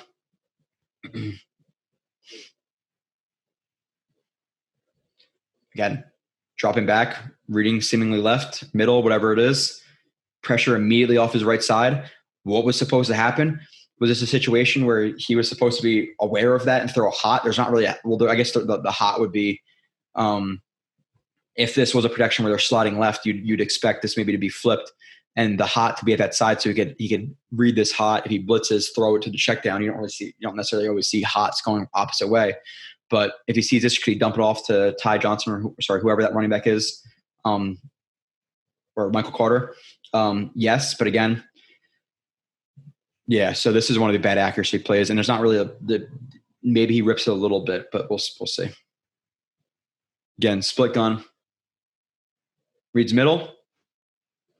Yeah, he's reading the safeties, it seems like, and then looks to his left to go through his reads. What does he see? Hassan Reddick flash out of his flash. Little bit risky. You want to see two hands in that ball, ideally, but he's trying to kind of stiff arm him. Olay him. It's just an Olay. A little bit risky, but it is what it is. He's a playmaker. He's going to get outside. Now, again, this is a situation where if he threw this ball accurately, is this a ball to the sideline that's caught? Yes. So should this have been a first down? Yes. Is this a bad throw by Wilson? Yes. It's almost picked because he throws it so far inside. Now, in terms of technique, like he can get the step maybe a little bit more vertical. Again, he's running away, so you're not going to be able to get all your steps completely vertical. It's a little bit extended and a little bit sideways. Ideally, it's a little bit more tight and just a tiny bit more vertical, at least from what I'm seeing, my opinion. And because of that, is he fading a little bit to his right, where he may be overcompensating a little bit with his arm, which when you overcompensate, you tend to throw the ball inside or down. Or actually it could lead to both things. Ripping the ball, sometimes people actually throw it deep because you kind of, what's the word I'm looking for? You overcorrect it. So just the accuracy here again, rookie game. Is he an inaccurate quarterback? No way in hell. No way in hell. Is this a throw that he's going to make 9 times out of 10? 98 times out of 100? I think so. So it's almost picked. It's obviously not a bad decision. I don't think it's a leverage thing. I think he knows the leverage. He just rips the ball a little bit. Good pressure avoiding, obviously good read, good play. It just comes and or it happens to be he just rips the ball. First game, getting pressured all day. Wilson, Croft, Becton beat. Okay. Yeah, Becton, man. So that's at least 2 plays that were just strictly just one-on-ones. It wasn't anything about protections, nothing. Oversets there. Sorry, I didn't go through the whole play again. But again, second down, find your tight end for what should have been like a 5 or 6 yard completion, but he's a guy who is more capable of a yak guy than people thought, but I try to tell people. Nonetheless, reads right. What does he see? It's like stick concept. What does he say? Again, hand pushing vertical, plenty of space. Take what's given. It's a simple concept. There's plenty of room. Even obviously prior to this, when he throws it, there's plenty of room. He sees it, throws it. Good play. Croft, hell of a job with that, with getting light on his feet, reaching for the first down. I like that from Croft. Now Becton is going to overset. He gets too far outside. Again, you for the most part, I want to say square, and to be simplistic, you want the outside foot splitting the base, splitting the crotch of the rusher in this situation. What does he do?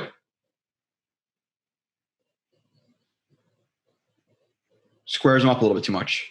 Again, and with these rushers, knowing who you're going against, athletic guys like this, you have to be really ready for the inside stuff. Now, if he's rushing against, whoever, I don't know, who's a more unathletic defensive, let's say it's like a Rick Armstead or Buckner. Okay, maybe you could cheat a little bit outside, but know who you're playing. That's a part of it. Too far outside, crosses his face. Little swipe arm over. Wilson hit, pressured hit, whatever. I'm assuming that's a hit that he allowed up. But again, you have slide, you have man. He's on an island. Gilligan, inside out. If anything, can't oversets. Beat inside. Again, good job by Croft right there.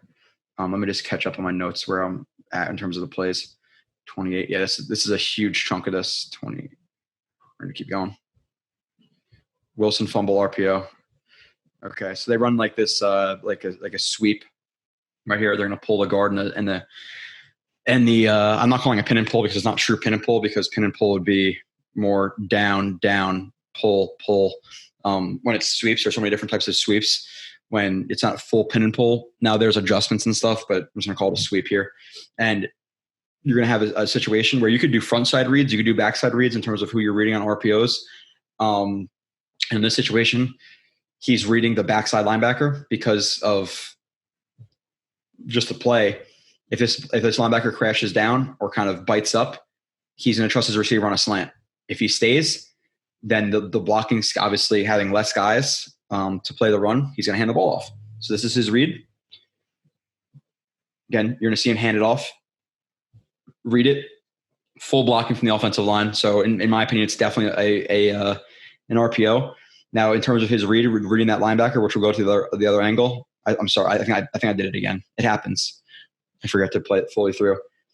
Now he goes to throw that slant, but that linebacker's in a spot where could he fit this in low and kind of right on him? Yes. But he sees that linebacker. He's checking that linebacker. He gets a little bit nervous. Could he fit it in? I think so. So because of that, again, if he hands this ball off, looks like he can get a decent gain right here. Doesn't read the linebacker properly, in my opinion. He doesn't bite down enough for him to pull that ball. And if he is confident in himself enough, he has to rip that ball in there. Has to. Now Fant gets beat again. Terrible game from Fant. I think he's the worst offensive lineman. Just way too confident in himself getting outside right here. Just, kind of gap in, just sit down. Wrong with the arc, but to attack him aggressively and open yourself like this is just not the best. Throws it. Now again, I don't know if he tries to go to like dirt this ball or whatever it may be, but he ends up fumbling it. So this is a fumble that's on him, in my opinion. Again, read that linebacker. He stays, hand the ball off, and you're going to see that the run could have went for more yardage. If he breaks an arm tackle, whatever it may be. But that's the proper play right there. Goes to throw the ball, sees that linebacker, gets a little bit sketched out. Could he still fit it in? Yes, I believe so. Fant, again, terrible job. Just leaning heavy on those hands. And again, just hands, no base in terms of how he's going into that block. Gets beat. Wilson, good job avoiding. Just take the sack. I think he goes like maybe dirt or look for to throw the ball, and the ball just slips out of his hand. So that's on him and Fant. But you want to see that better executed. 29-32. Got a bunch more plays of him, obviously. This is like the main chunk, and then after that, we're rolling. wish I could have two computers, have like the notes up, because I obviously have to queue myself up. The notes up of queuing myself up, and then a computer.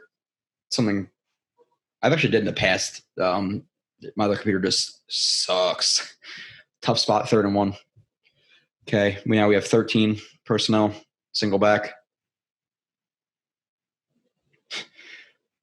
Again, man, like in terms of him making in this play, gets rid of the ball, gets it to near first down yardage. In terms of the blocking, obviously it's not ideal. You have plenty of guys blocking here. You only have 3 guys running for routes, and you have immediate pressure after play action. Play action pressure is tough because your eyes are down. He doesn't see 31 until he pulls the ball like about here.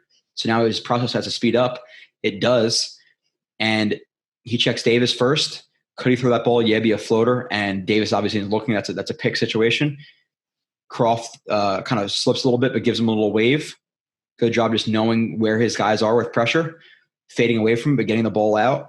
Again, perfect ball, high, and Croft isn't – I'm not sure if he actually gets – if it's ruled a catch or not. Let's see, based on that yardage.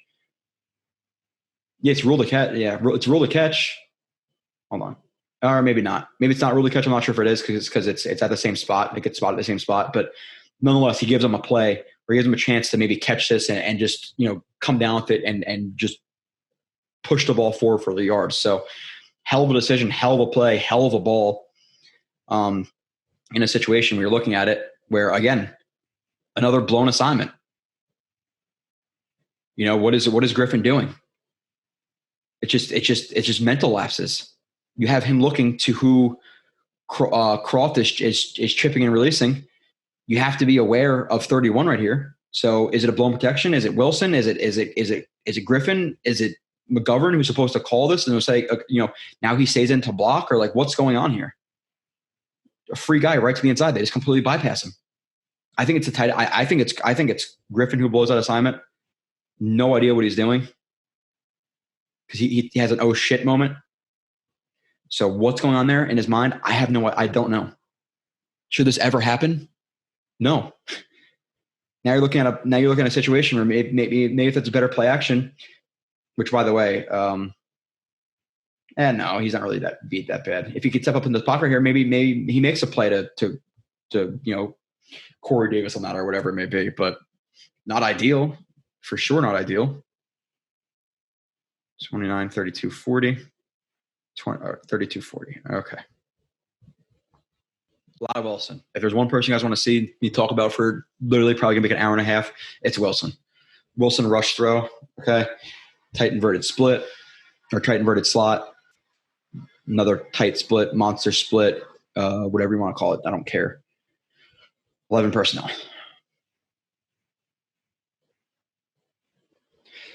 Okay, so they run one of these hawk concepts, vertical, outside, works as like a high to low. He is going to read middle of the field, play action, off coverage. He's not going to throw the vertical. He's going to throw the out. And I think he just rushes this in terms of his base. I think he could drive. He drives, kind of doesn't get this full weight transfer, doesn't really drive this foot towards, and ends up just ripping the ball because of his base. So you can see how he doesn't really step into that throw. One, his foot doesn't drive towards it. Base looks it's not overly wide, but the weight transfer is not clean right here. He definitely got more pointed. His hips are more towards more up, and his body's trying to work out. So it's just his body's not connected.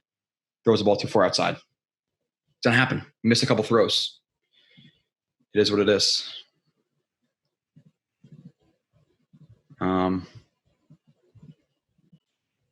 Wilson 3rd and 10. Okay. 3-by-1 gun. Trey. ISO. Davis.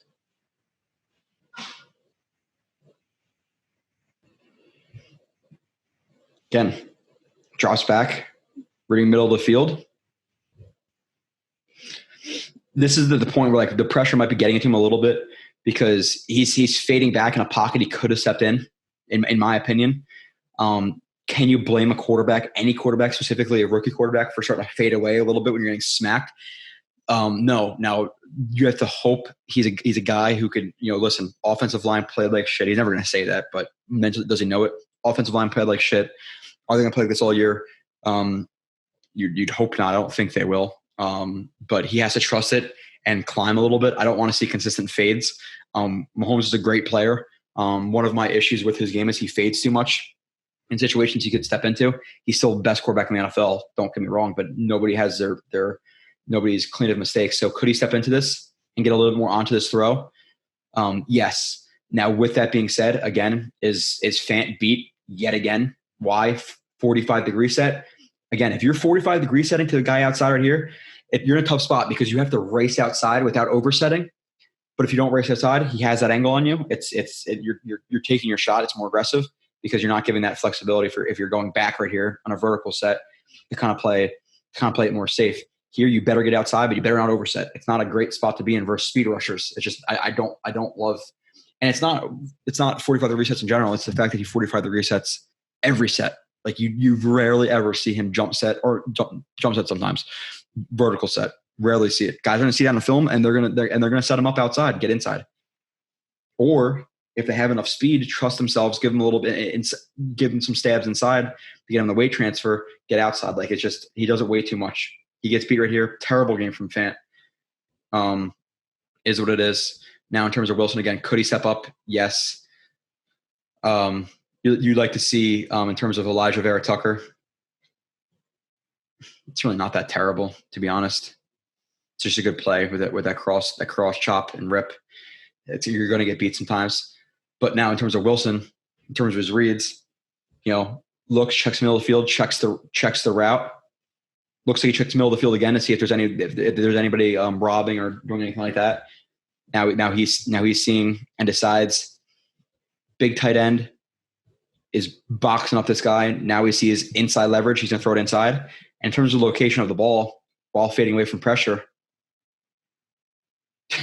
couldn't be in a better spot. Really, it's a little bit low. But this is a play that maybe could you argue fingertips? Did they hit his arm? Can't tell 100%. If so, okay, mulligan, maybe a little bit. If not, it's a ball he needs to haul in. On 3rd and 10, in this situation, getting immediate pressure to throw that ball, which was really the only thing that was open, unless he was going maybe if he's going right to left, saw this late, but it wasn't open initially. This is a good throw, even with with him kind of having to throw off platform. So these are plays that should be made by his receivers. 3rd and 10, pressure in his face all day. 43, 42, 43, 49.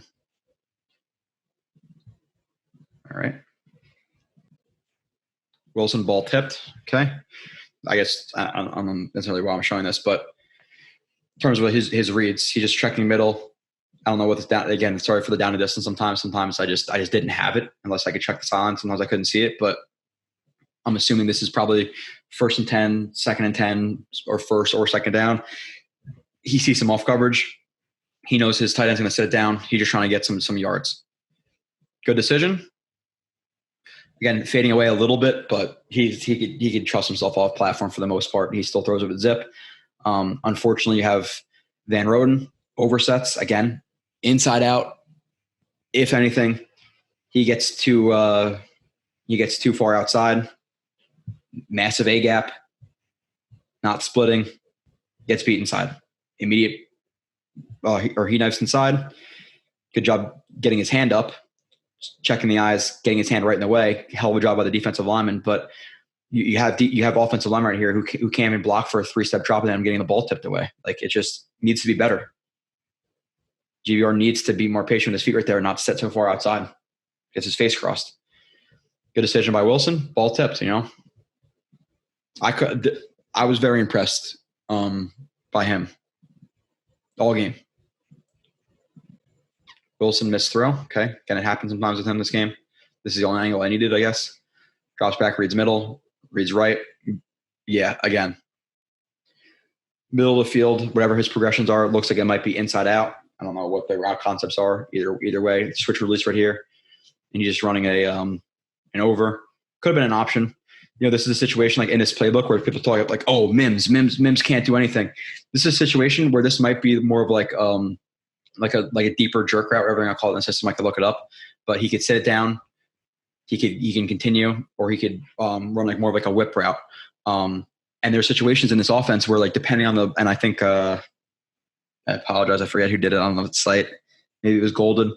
Who if you have access to some of the playbook, like he just broke down some routes and like exactly how it's shown up in the playbook. Like you have some situations where in like a Tampa look, if this linebacker was to gain depth, he would sit it down. And now if he were to choke up on this, he runs like a whip. So these are things like Mims may be struggling with in terms of knowing the position and why he's on the field. So people always say like, to a certain extent, yes, get your players on the field. I agree with that. But people think the game is as simple as, oh, well, he has to run a slant. Just tell him to run a slant pre-snap. It's not that simple. He might have to run a slant versus off coverage, or if it's pressed, he has to run a fade, or like depending on this look, if the linebacker again gains depth, he sits it down. Like there's certain things he has to know. And these situations where he doesn't do the right thing, Wilson sees the right thing, he throws the ball. Now it's a pick, not because of Wilson, but because the receiver didn't run the right route. So nonetheless, Wilson reads middle, and this is just simplistic.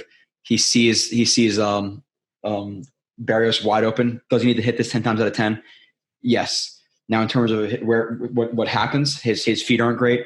Again, you want to see him drive towards that. You see how the weight transfer is not overly clean. The foot is pointed inside. Again, you want to see him square up where he's throwing to. Shoulders here, foot opened and step through it to allow your weight transfer to come to your back through it, your back foot through your front foot. But when you close off your foot like this, you're not allowing clean weight transfer. You're not allowing that whip-like motion from your lower body to your upper body. And now you emphasize your upper body more.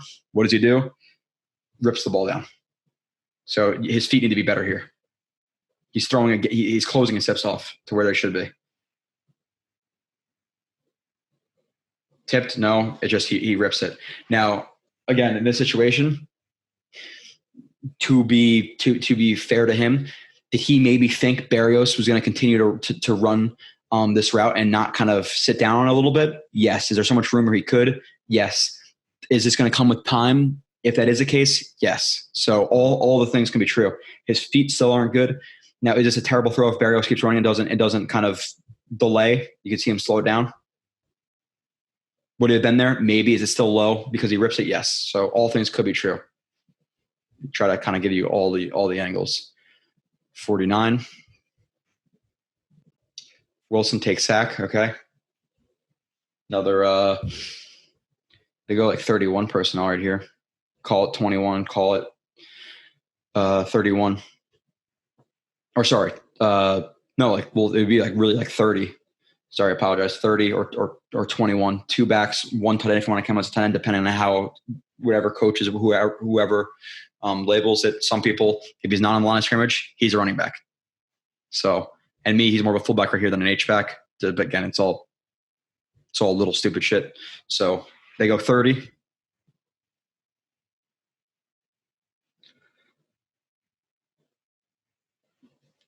Now again, should he get sorry, I'll play again. Should he get pressured like he is right here? No. Does he have plenty of time at a certain point to throw the ball away? Dirt it, whatever it may be. Yes, throw it to the running back's feet, something. 100%. This is a sack you can't take. Now again, our guys beat. Yeah, it's again, nothing's open initially. Did the offensive line do a terrible job right here? Yeah, guys are running free. You don't have no idea where Wilson is. It's a shit show. Nobody knows what's going on. Now, for me, the main culprit of this is I think everyone does relatively well. Does Fant maybe overset a tiny bit? Based on where Wilson is, he does a relatively good job. This is not terrible right here. What my problem is on this block is they play action, so he goes to ricochet to just sell that block. But in the situation where where this defensive lineman's not looking at him, sell the run all you want, but I want him to get a little bit vertical here. And even if he is ricocheting, just have be able to adjust. And with this guy not looking at him, should he get like both pecs, middle pec, grab the chest plate, quarter turn, activate that scapula like we talk about, lock those elbows in, and just hold like it's blocking, but you really are holding his chest plate. But that's a great block, holding the chest plate. Should he be able to do that in this situation instead of him, getting beat in a situation where he's not getting looked at? Dan Roten, not ideal by him to allow this pressure. But at this point, Wilson has to get away. So initially, okay, great. I'm cool with this whole situation, but like right here, he needs to find a situation to throw that ball away. After this point, get rid of it. He's trying to make a play, and he takes a sack. So rookie stuff, he'll learn. But you could say that at least 2 or 3 of the sacks were on him. Again, offensive line blocking was terrible. It could have been, if he didn't have the elusiveness he had and kind of the peripheral vision, it could have been 10 sacks. Let's be honest. Tight end wing, 12. Another tight inverted slot. And a single back, play action. Hell of a job, obviously. Good blocking for the most part from what I saw initial view. Yep, good job. Step into it, deliver the ball. And what is he looking at? Again, I'm sorry, I am breezing through some like coverages, stuff like that. Again, I'm trying to give you the main crux of everything. But play action, reads the middle of the field, 3 high. He's looking at Davis. What is he seeing? Corner over top, nobody in the middle. There's a window. Trusts the receiver. Inside break. Step up in the pocket. Throw it. Good timing. Could have been maybe a touch earlier, but there's so much space right here. He doesn't have to rush this throw. Good location. And again, him reading, if you look at his eyes, he's checking middle of the field, and then he goes to his left. He doesn't want to throw this ball and lead Davis inside, because if his safety closes down, hospital ball. So he wants to put it in a spot where Davis can sit down for it and not get him killed. So the location here for a rookie quarterback to not lead him right there is very, very good. Very, very good. Drop back, read middle, check the safety. Safety's not robbing, or it's not like a replacement where he's going to take the dig and then this guy's going to come over the top. If you're following my cursor, nonetheless, good read, good processing, sees it open, middle, sees it, 1 extra step, fire. Not even really 1 extra step. He's like halfway through that step as he's doing it. So quick trigger. For the most part, good mechanics. Again, this foot could be a little bit more open. This foot, I want to see a little bit cleaner of a weight transfer with him. I think it's just going to be a thing. But if he throws the ball, that's fine. If he throws it well. But again, he tends to rotate a little bit in. Just a tiny bit.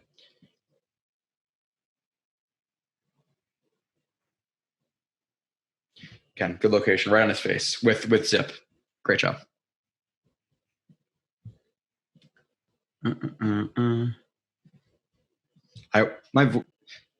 Whatever. Who cares? I got another 4 hours of talking with the live stream. Which, by the way, if you are watching the live streams, depending on sleep schedule, some Thursdays, most likely because the film comes out on Tuesdays, I'm gonna have to cram Tuesday, Wednesday, Thursday, do the show, and then the nights are gonna be the live stream. So if I work on Thursday nights, or really Friday, if I have to go to work on midnight Thursday nights, the live streams are only gonna be 6 to 8. The nights I don't work or I don't have to cram, they can be till 9. And again, they are going to be alternating. Kyle Smith 1 week, Nania and Sabo, or just Nania 1 week. It's just go back and forth. But just to, 2 hours, you're not going to get 3.5 hour streams on the nights I have work, depending. Maybe you will.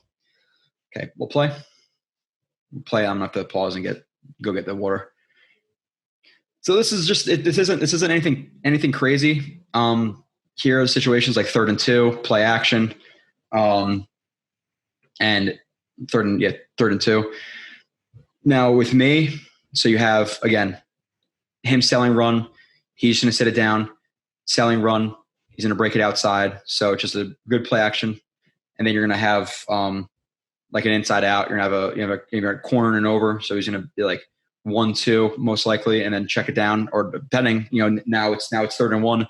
Maybe he goes 1-2 or 2-1, whatever, 1-2 or 1-2, whatever it may be, and then check deep if these guys aren't open because it could be a quick hitter. Now, when he's coming off this play action, he's looking at, and by the way, for reference, the first down marker is a 41 when you're watching this. So a little bit past this. What the hell does he keep going in 2 times motion? So at this point, looking at this, should he put this to the outside shoulder? In my opinion, yes. If it's a good enough ball, he should be able to run this because right now he's looking this way. He can't see if this, Croft, I believe, who sits this down, he can't tell if he's open. So in my opinion, right here, dump the ball to his outside shoulder, let him turn up for 2 yards. Should he be able to do that? Should he trust his player to do that? Yes. Now, why he skips on that, even at this point, he's looking at it for quite a while.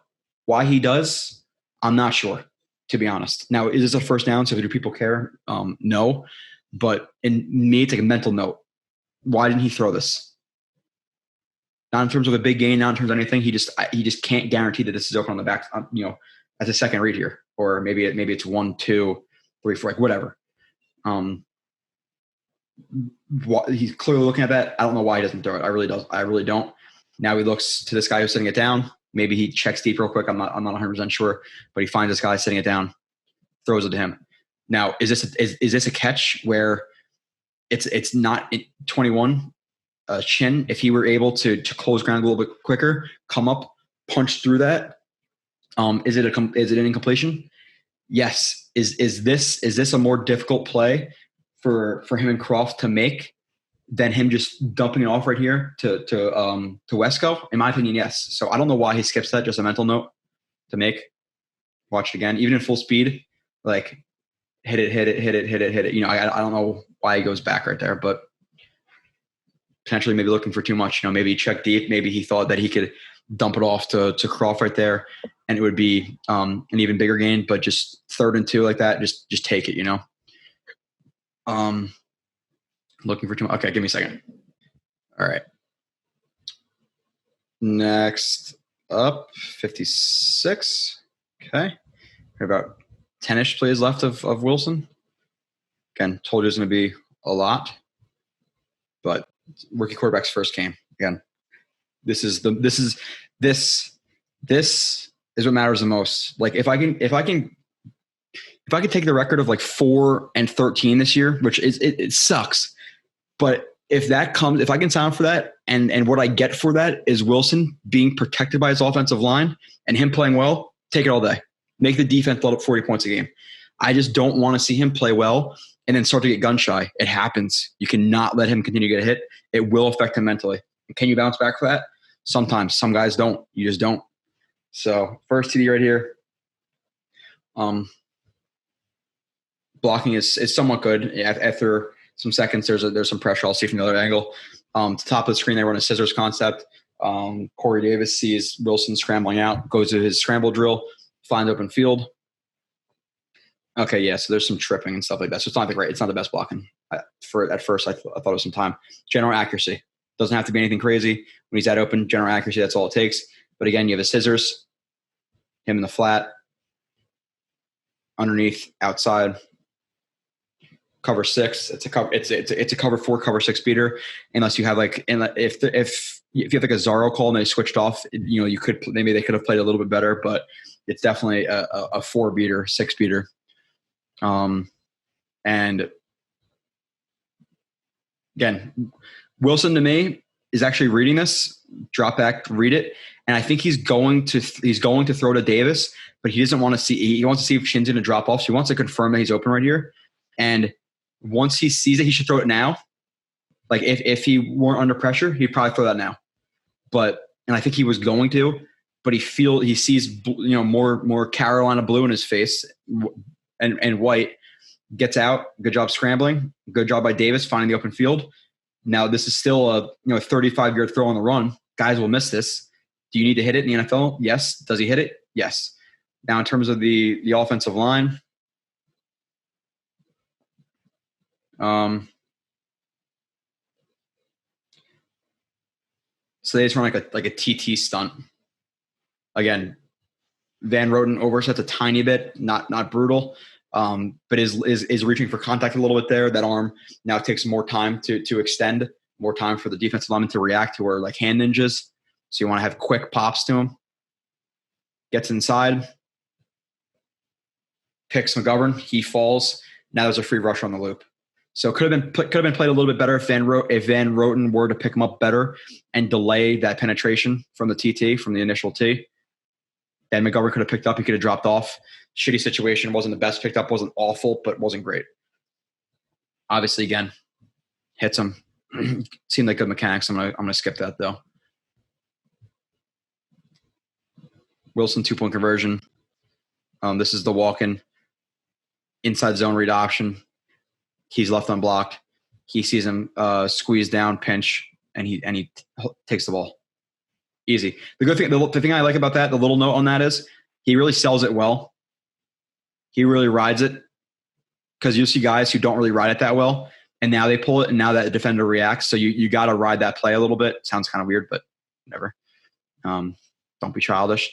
So he has to ride that mesh point out, pull it, run.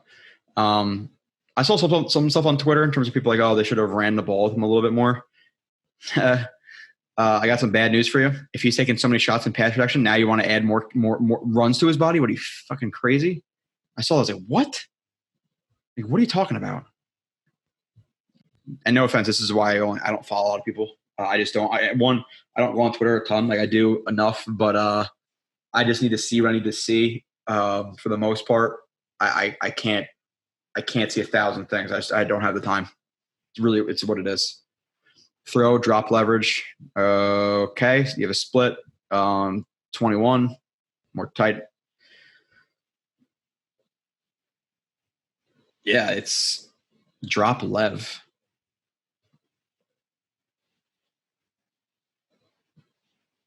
Okay, so you said double outs right here. Checks the middle of the field. Checks most likely it's going to be 1 to 2. What does he see when he checks 1? Over top, trust Davis to get outside. That's all. It's as simple as that. He's going to trust Davis, and this is where we talk about that number one receiver, that trust. He has that trust. It's a situation where it is 1st and 10. So he wants to just get some yards to make second down much more manageable than 2nd and 10. Sees it, throws the ball, perfect spot. But Davis, he does it seemingly. I can't tell if he completely looks it in. It looks like he doesn't track it the best. It looks like it passes his eyes a little bit, in my opinion. I can't 1,000% tell, but based on me watching what I've watched in the past, it looks like he doesn't track it as well as he should. I don't think it's a thing of him wanting to run or anything like that. It's just sometimes you don't track it as well as you can. Misjudges the ball, drops it. But again, situation where catches the ball. Now it's 2nd and 5, 2nd and 4. Maybe he turns upfield and breaks a tackle. But good decision by Wilson, just reading leverage. Now, if he was tighter or maybe a little bit more outside, maybe he doesn't throw it because he's a little bit more over the top, a little bit outside, but over the top enough for him to trust Davis to get outside. He's going to hit it, throw it, dropped. It's unfortunate, you know?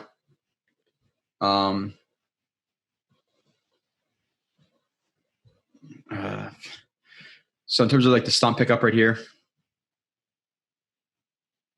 they run what acts like it's a tough spot, to be honest, because there's 3 guys versus 3, one of them being a running back. It acts as like a TE.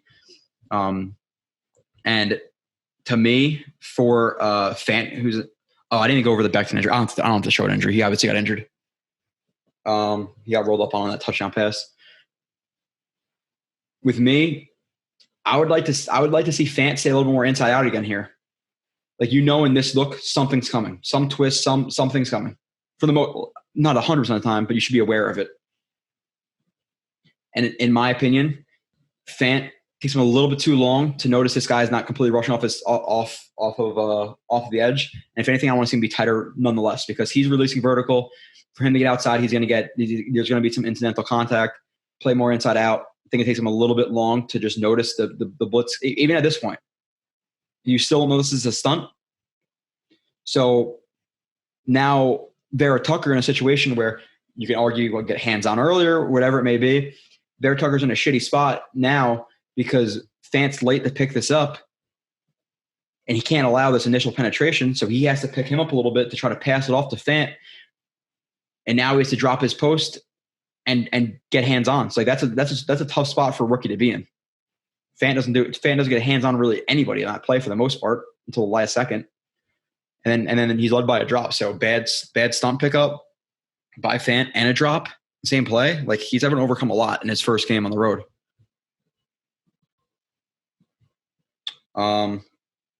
Sack. So I put nobody open. So whatever the route concepts were, nobody's open here. Reads middle, checks his routes, and again, sacked in what? Ball is snapped right at the 3 second mark of this recording. A little bit, maybe a split second before. Right on that 3. 2 seconds here. Hit 2 seconds. Why? Now, in terms of the offensive line, like this is just communication. So they have a They have a 2-jet protection. Slide, fill, 2-jet. Now, this is a thing where you got to have like, people blame this on Ty Johnson. I blame on more McGovern. McGovern has to commit. Either commit to this guy, obviously relatively early into the rep, or commit to the looper. But they run a twist right here, a stunt, and he's in a situation where this is what Ty Johnson sees. Is he going to? Should he take him? Hell yes, he should take him. Now, at this point, if he's already pushed past you and you know the protection of McGovern, let Ty Johnson pick this up. He's blocking inside out. He's reading this first. Read the first threat. This is his first threat. So at this point, maybe you get a hand check on him to slow down, pop up that outside shoulder. But now you have to get to a position where you block Shaq Thompson. But he picks it up really late. He's not going to be able to pick this up if Ty Johnson's not there. So trust Ty Johnson. Pick this guy up. So just more feel for it. Like that's just not a good play by McGovern. Now, if this lineman were to like pick him more and he couldn't get to Thompson, I get it more, but that's not the scenario. He commit to something. He commits way too late to what Ty Johnson already picked up. That's on McGovern, in my opinion. Sack. He was not that bad at that in Denver. I don't get the translation. It's weird. Sometimes that shit just happens. He was a solid stunt picker upper. Jesus. Let's see. 68, 69, 70, 71, 72, 73, 74, 75, 76. The next 9 plays are all Wilson, so I don't have to read this. Okay. Delete that. Obviously in his stats, 20 for 37 with multiple drops. 2 touchdowns, 1 interception. Could have been another one. Could have also had another, 70, 80, 90 yards if people just caught the ball. So, okay, 68. Wilson look off, 10 brought back. Yeah, okay, so this is a situation again where you can't 100% tell. You could guess, so it looks sexy, and you get the retweets. If I had to venture, would I say he does look this guy off? Or at least like pump it a little bit, like that little double clutch. So they just run like another one of these like Haas concepts. And it's a too high. So you can like argue like, oh, well, maybe it's a trap. If this is a trap and so what happened, like if this is like palms or, whatever you call it, 2 trap, he's reading 2 to 1. If 2 cuts out, he jumps it. But 1 has to be in a situation, or the corner, or the safety, has to be in a situation to get over top of the 1. So I don't think it's trap. I just think that he bites, and that's kind of why I think he looks him off a little bit and pumps it, and then he sees it because the lever doesn't make sense right here if this is a palms or 2 trap, whatever you want to call it. So you see Wilson look at it. You see that little movement, a little jerk. He does that, brings the corner up. So if I think he looks him off, I think he pumps him. Or I'm pretty confident in it. Am I 1,000% sure that's what he meant to do? Not 100% sure. Or maybe he was going to throw it. He sees this guy driving down. So then he pulls the ball back down. Could have been a combination of things. Yes. Is it a good play by Wilson regardless? 100% yes. Now there's a penalty. I'm not sure what the penalty was right here. I looked at the offensive lineman. I didn't see holding. I'm not sure. Maybe it was I'm really not sure. I'm not going to look at the formation, see if we had all the guys on the line of scrimmage, et cetera. But hell of a job, hell of a ball to Moore, again, knowing that safety's there. Does he want to throw him inside? No, he wants to throw the ball on him and just get the easy completion. So, 25-yard catch, whatever that was for Moore, was called back by a penalty. Not 100% sure where that happened, to be honest.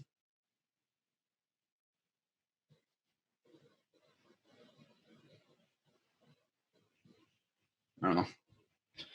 They want to smash top regardless again. Middle, check it, little pump, boom. Fire that ball in there. Really good play by Wilson, 100%. Wilson, Barrios, dig.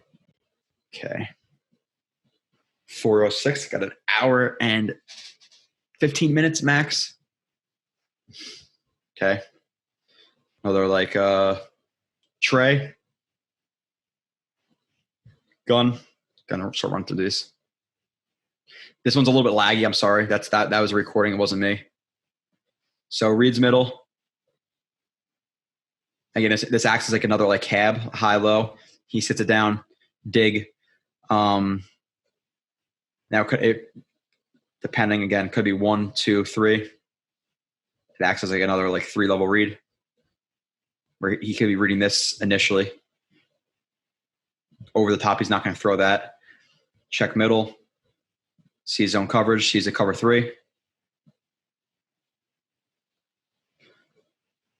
Looks to be more like 3 lock because he's shooting inside and he's just locked on the ISO. It's like a combo. So, and again, the location of the dig is fantastic. It really, really is. Throwing it to Barrios. Again, just checking the defense. Again, sorry, it's a little laggy. Checks middle. I think the dig is his first read, to be honest. I think the vertical was just like a runoff. But you're going to see him check middle, and you're going to see how quick his process is right here. Check the middle, see the zone, check most likely the grass, and just see if anybody's going to take that dig. Sees guys sitting inside. Where does he not want to throw the ball? Into this. He doesn't want to lead him because he's going to get smacked by chin. So he's going to throw the ball, allowing Barrios to sit down. Sit it down. Perfect location, perfect decision, trigger good, everything good.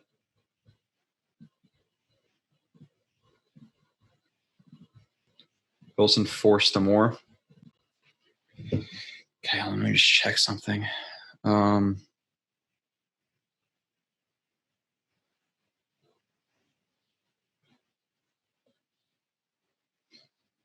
I could have paused easily here, but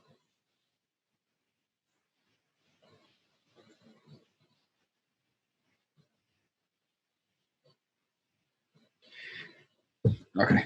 Forced to Moore. Okay. This is a deep ball. Concerning the situation again, 3rd and 10.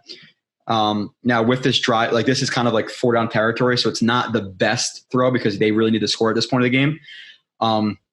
In my opinion, this is again, I don't think that this is not him not seeing anything. In terms of obviously the Panthers are playing really, really soft coverage. It almost looks like it's going to be a 3 robber, and obviously a really soft 3 robber. No, I'm not going to go through everybody on this play again. I gotta run through this. What does he see in terms of reading the coverage? Sees this. Hold on.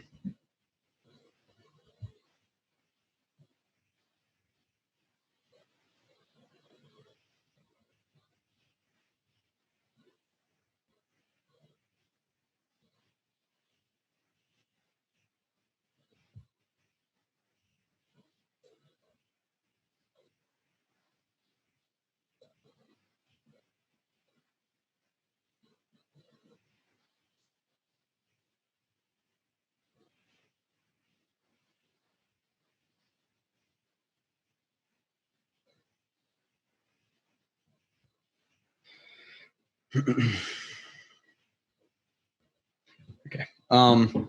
So what he sees is, again, deep coverage. He knows Moore is running this post. He sees a situation where This guy's high. He knows he's going to cut inside of him, and he trusts more to. Sees these guys sitting a little bit more down, and he just trusts his arm. Like this is what he's anticipating. This, and he's just trying to try to throw him open. Like playing a little bit of hero ball here. I think if he could have stepped into this throw, if he's not getting immediate pressure again in his face, if he stepped into this throw, I think he makes this throw, and it's an absolute dime. That is my opinion. Now fading out, a little bit sketchy, you know. Because at this situation, if he was able to lead him and he could throw this deep ball like this, it's hell of a shot and hell of a situation. But because he floats it, because he gets hit, and he can't step into the throw. Now it's a situation where, he kind of forced into double coverage in this game situation. You know, again, if this was led, deep, checking the coverage, if he leads him outside right here in vertical, it's hell of a shot. I just don't think he had enough arm strength into it. You know, so he forced it, but is it over aggressive in some aspects? Yes. Is it a terrible read, terrible play? No, because if he can step into the throw again, I think he makes his throw. You know, it's a 35-yard, 50-yard ball, but he could throw it 50, 55, 60 yards. The problem comes with, you know, AVT. Again, a tiny bit of an overset, not terrible, but he gets forked. I think that's Gross Matos. He gets forked a little. He doesn't actually. He kind of gets forked, but he actually grabs the wrist and is trying to control. But now you're grabbing the wrist, you don't have obviously you don't have placement on the center of like mass. You can really control. And wrist is more just if you just have my wrist, you're not going to really be able to stop me from running by you. Obviously, considering how strong these guys are. So he's able to step through, rip, pressure on Wilson. Now he has to fade away from this throw a little bit. You say he fades out of it. If he throws that stepping in, I think he makes that play. So I think it's more about pressure, not about the read, to be honest. And obviously you want to see, you know, AVT block a little bit better, you know. So moving on. Now it's fourth down, immediately play after. Fourth down for pretty much the game if they don't score on the drive. Again, a little bit choppy in this one. I apologize. Reads middle. They have another like what looks like a cover 3 like lock where he's locked no matter what, and now you just have basically 3 everywhere else because he man turns and these guys are all playing zone. So looks to be reading that dig first. He could be reading deep. Now he could have been reading deep. Checked. Could have been like a triangle, 1, 2, 3, whatever it is. He sees Barrios over the middle on the dig, throws it fading out a little bit, again under pressure. Sorry, it's choppy. I don't know. On some of these plays, I just couldn't get it to stop being choppy, so it is what it is. At least we have film. So he actually checks left a little bit right here too. To see ISO. So to see if Davis is open, what does he see? Off coverage. It's going to be hard to throw that. You could stare at it and try to throw it if it's like a comeback. Could, but maybe it's a situation. I think he reads 1, 2, then maybe he reads these guys or goes back. It could be a 1, 2, 1 thing, but he checks this off coverage. Okay, I'm going to come back to this if the middle's not open, and then throw the comeback. You know, could be what it is. But he sees Barrios getting open over the middle, throws the ball, some pressure in his face, right in his breadbasket. Huge completion on fourth down.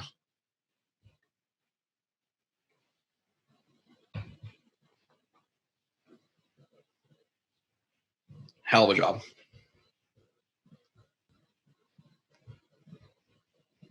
Five plays left of Wilson, and we still have a bunch to get into. I don't know if I'm going to make it.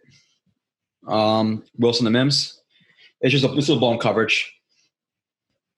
Again, another one of those call concepts, you know, high, low, sees the high, checks the coverage. He checks the coverage, and he's reading Mims. Looks like he checks that, checks middle. And then he sees Mims wide open, and he knows he's going to throw this. Now, does he know he's going to take that shot? Not 100% sure. Maybe in his peripheral vision he does, and he's just tough enough to stand in. Nonetheless, hell of a throw. If he didn't get hit right here, he probably leads this for a touchdown because this is a blown coverage for a touchdown. But because he gets hit, again, he throws a laser, but it's just going to be general accuracy. Where obviously if he let him, if there was no pressure right here, if he were able to step up and throw this, which you could have argued he could, but to be honest, if he sees this blown coverage, could he have stepped up, reset his feet, throw it quickly instead of running up in the pocket to throw it? Yes. Not a terrible decision, but if this is led, it's probably a touchdown. So it's a great throw, no doubt about it. But could he have gotten rid of the ball a little bit sooner and just put it on him now? I think so. So this throw gets hyped up a lot. I get it. I have a different opinion. I think he should have got rid of the ball as soon as he steps up. Like here, he sees it. He's looking, middle, sees it, sees him, checking middle again, sees the blown coverage, 100%. Just throw the ball now. Get rid of it.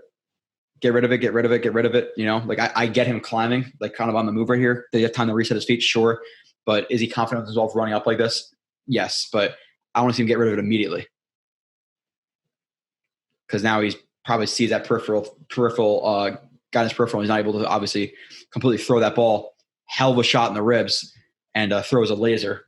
It's there's obviously a lot of zip on that, but quicker decision. See it's just a slight slide up or even just a little bit earlier release. Thinks he gets it out for a touchdown. But obviously still hell of a play. I'm not, people are going to be like, oh my God, you're crazy. But it's just how I see it. Wilson, sack, dump off, no pen. Oh, okay. This is the big shot he takes again.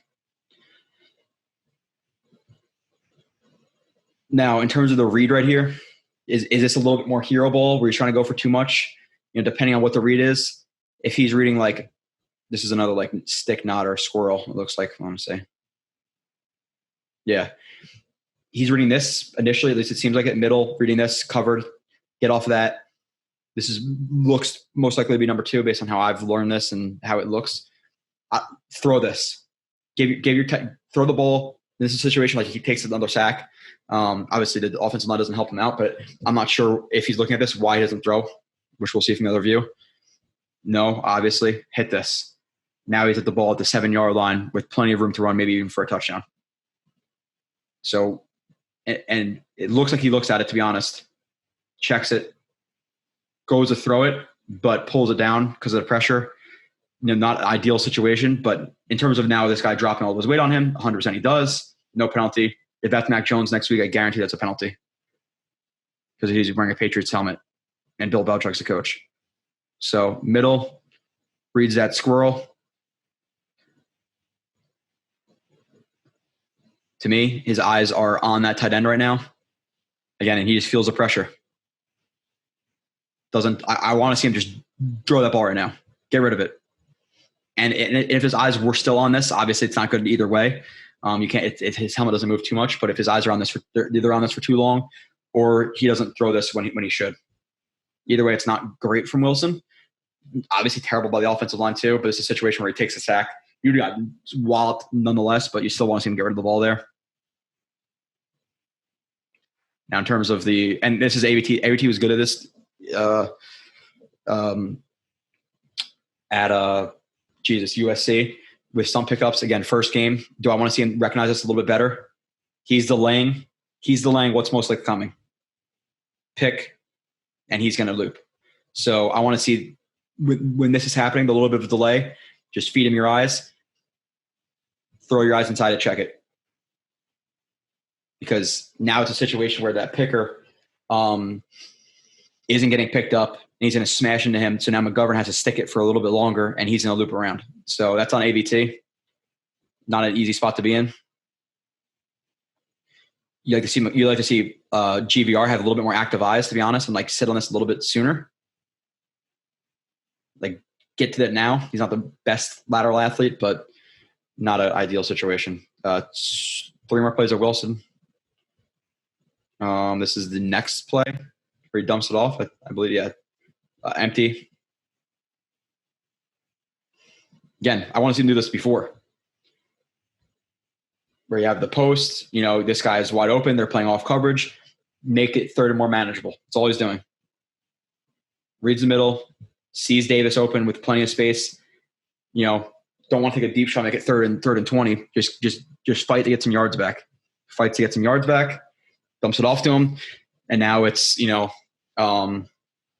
3rd and goal from the 7-8 instead of 3rd and 20, So just take what's there. I love it. They're playing soft. Take it. Good job by Davis getting some extra yards.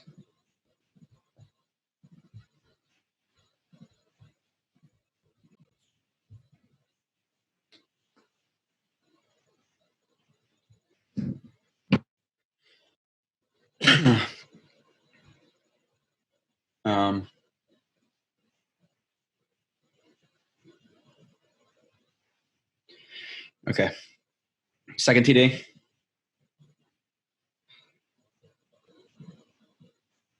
Middle. This is crowded. I don't think he's not going to throw this. I'm not sure if he's reading this initially to go like 1, 2, 3 or what it is. Maybe I'll see from another view. But when he looks to Davis, again, processes it quickly, off coverage, trust Davis to get to the outside. That's all it is. Now, the throw is good. The throw is not great. To me, again, just being completely fair to what I say.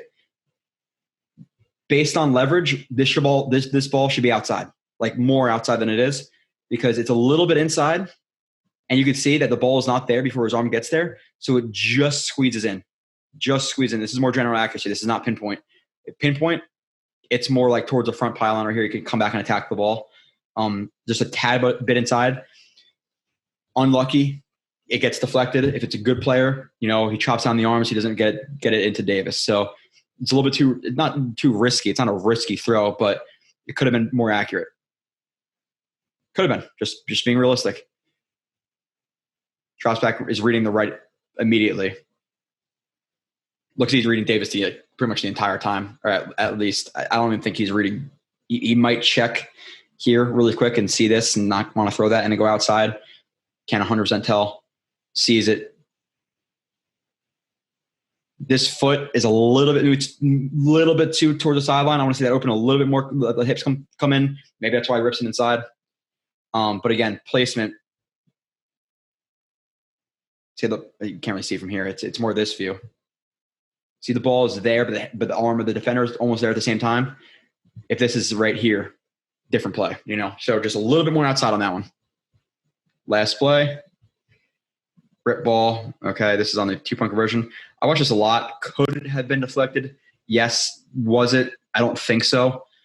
They're just running like this natural pick. He's going to push vertical. He's going to work underneath of it. So if he push vertical to the outside, again, he's going to kind of displace this guy and push him back a little bit to give more enough room on the underneath.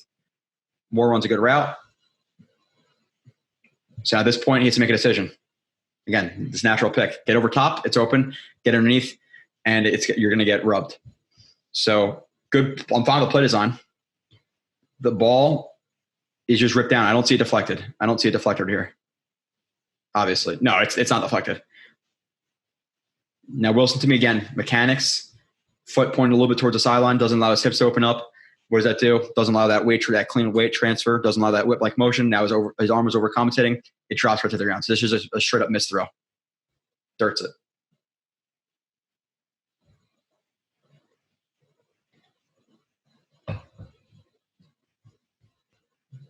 Next, stud. Done with Wilson. I'm going to run through a lot of these plays pretty quick. Let's see. Yeah, I'm gonna expedite. Like an hour, 25 minutes. All right. Young corners all play pretty well. All right, whatever. If I don't get through it. You guys are gonna get it later on Friday. Sucks. I get it. Film comes out on Tuesday. I have a full-time job. Sometimes it's hard to do 70 plays and break it down before. But Carter PD plays a slot fade right here. Everybody plays it relatively well. Bottom, square, locked. Square, locked.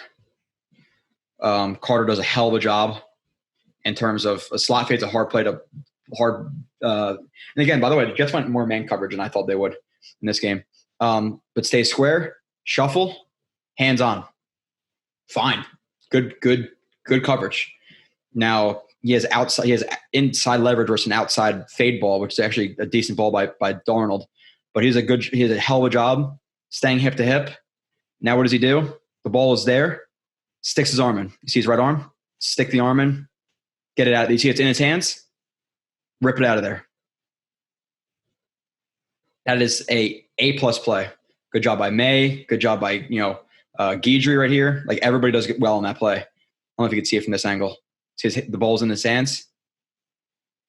Punches up through. You see the hand?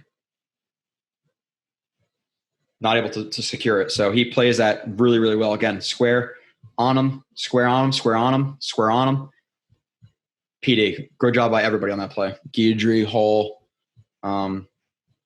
etc. 8, 16, 19.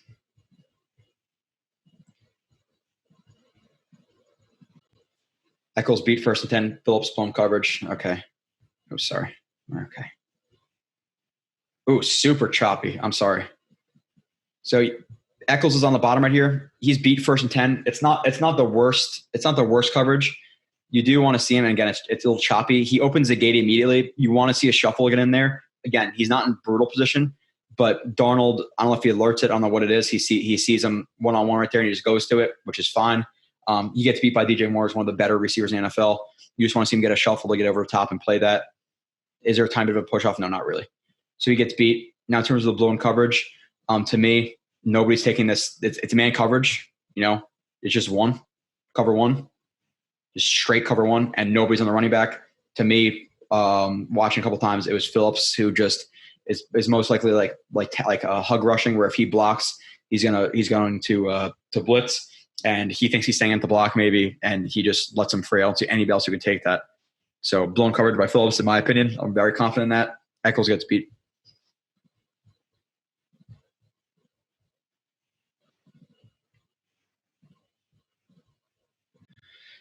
Hall beat CMC, 3rd and 6. He's on man coverage on CMC right here. Again, like rest of the corners do a pretty good job. Like May does good. He's on his guy. Guidry does good in terms of like hands on, square. Like everybody does a pretty good job right here. Now Hall, for me, they run a freaking ton of option routes with him. Again, sit down, outside, inside, based on leverage, and whether it be Darnold just check the ball down him all day. Like, just if he sees man coverage, just trust McCaffrey. My thing with Hall right here is I want to see, again, a little bit outside, feet a little flat, outside leverage. He has option routes. It's man coverage. Again, if anything, play a little bit inside out and make it a harder throw on Darnold. You do not want to give McCaffrey the inside. It's way too easy for throw. So a little bit too patient on his feet, a little bit too far outside, beat inside, ball dumped off, first down. Too easy. It's McCaffrey, though. Like, people are going to get beat by him. 19, 25, 47. Okay. Perfect pass, Q pressure. Okay. Deep down the sideline right here versus Guidry. Yeah, Guidry does a good job in terms of he's like press bailing. Pretty good job getting outside. Speed turn, get on it. Now you want to see him locate the ball there. Again, young guy, DJ Moore, not the worst thing in the world. Now in terms of the pressure from Q, hands inside, leverage is good. Runs them back, clears up that outside arm to potentially get the sack, but the ball gets out, 1, 2, 3. It's a 5-step drop, look, throw. Doesn't hold on to the ball too long. Q gets the pressure. And again, you want to see Guidry, watching this like frame by frame. You want to see him be a little bit more tight. Now, is there a push off here? Can't 100% tell. It looks like there's a push off right there, to be honest. You can just tell by how their bodies are reacting. You want to see him look like – so, yes, he's pushed off. The thing with that is, though, once he's kind of gearing down, close that ground and play those eyes, play those hands. So he kind of doesn't have the best feel for it. Like right here, you can see he runs vertical and then he kind of has to stop. I think at this point, after the push off, just close ground and get hip to hip. So I want to see him play it a little bit better. Again, perfect throw, perfect ball, perfect catch. It's a hard play to make by Guidry. You could ask for a little bit better. But, if that's the throws that have to beat you, sometimes you're just have tough luck, 25. Okay. Coverage, 3rd and goal. Hall, Carter. Okay.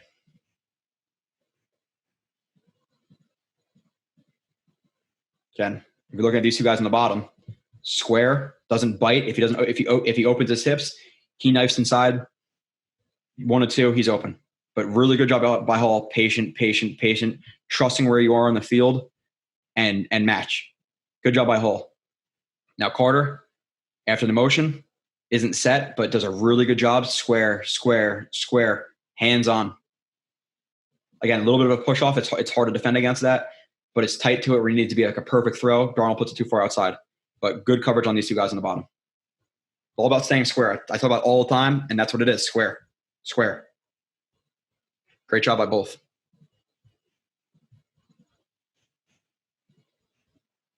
Okay. 3 more plays of the corners. Again, sorry if I'm running through it quick, but it is what it is, right? Giving you guys 77 plays. If I rush some plays, giving the main crux of it, then it is what it is. Cornerback coverage. So press, again, let's see. More man coverage. They ran a decent amount of man coverage here for sure. Eccles. A little bit more of a jam off the line of scrimmage. I like it. Stay on balance. Get a hand in there. Match. Is he beat a little bit? Yeah, but is he going to rally and make that tackle if the ball is there? Sure, fine. Cool with it. Top of the screen, you have Carter, again, who has to take a little bit of an angle. Again, they're disguising it. They're not showing strict man right here. But takes an angle, patient enough, playing off coverage, feet active, shoulders over his toes. Carter played really, really well this game. Really well. So did Hall. They all played really well. Like, I'm really impressed with the corners. Ecstatic even. Square, hands on. Hall, again, could have maybe got another shuffle in there, but gets hands on, hip pocket, lockdown. Would have had been a perfect throw, but I think in that situation, to be honest, Hall is looking through the hands, and he knows it's an overthrow. Really good job. Really, really good job.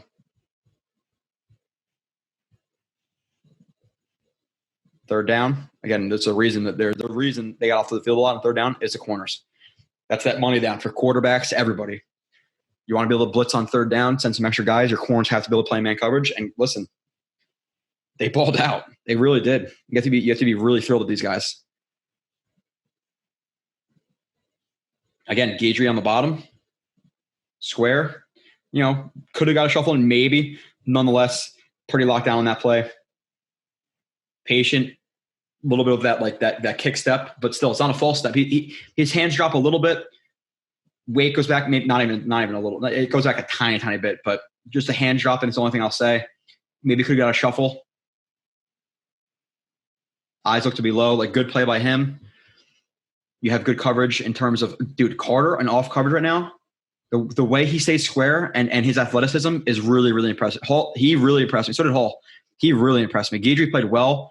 Hall played, Carter played really, really well. Square. Eyes low. See the break coming. Get to it. May does a good job too. Looking at Hall on the top right here. Shuffle, square. Use that sideline. Get hip to hip. Get hands on.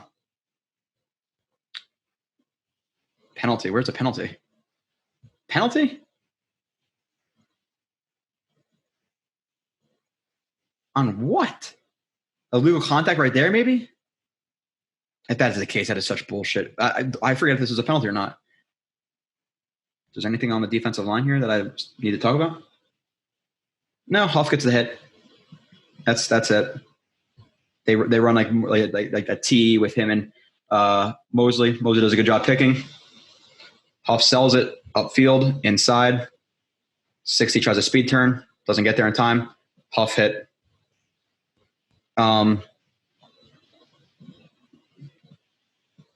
If anything, that was a push. Is that a push off on the defender? Is that why it's called?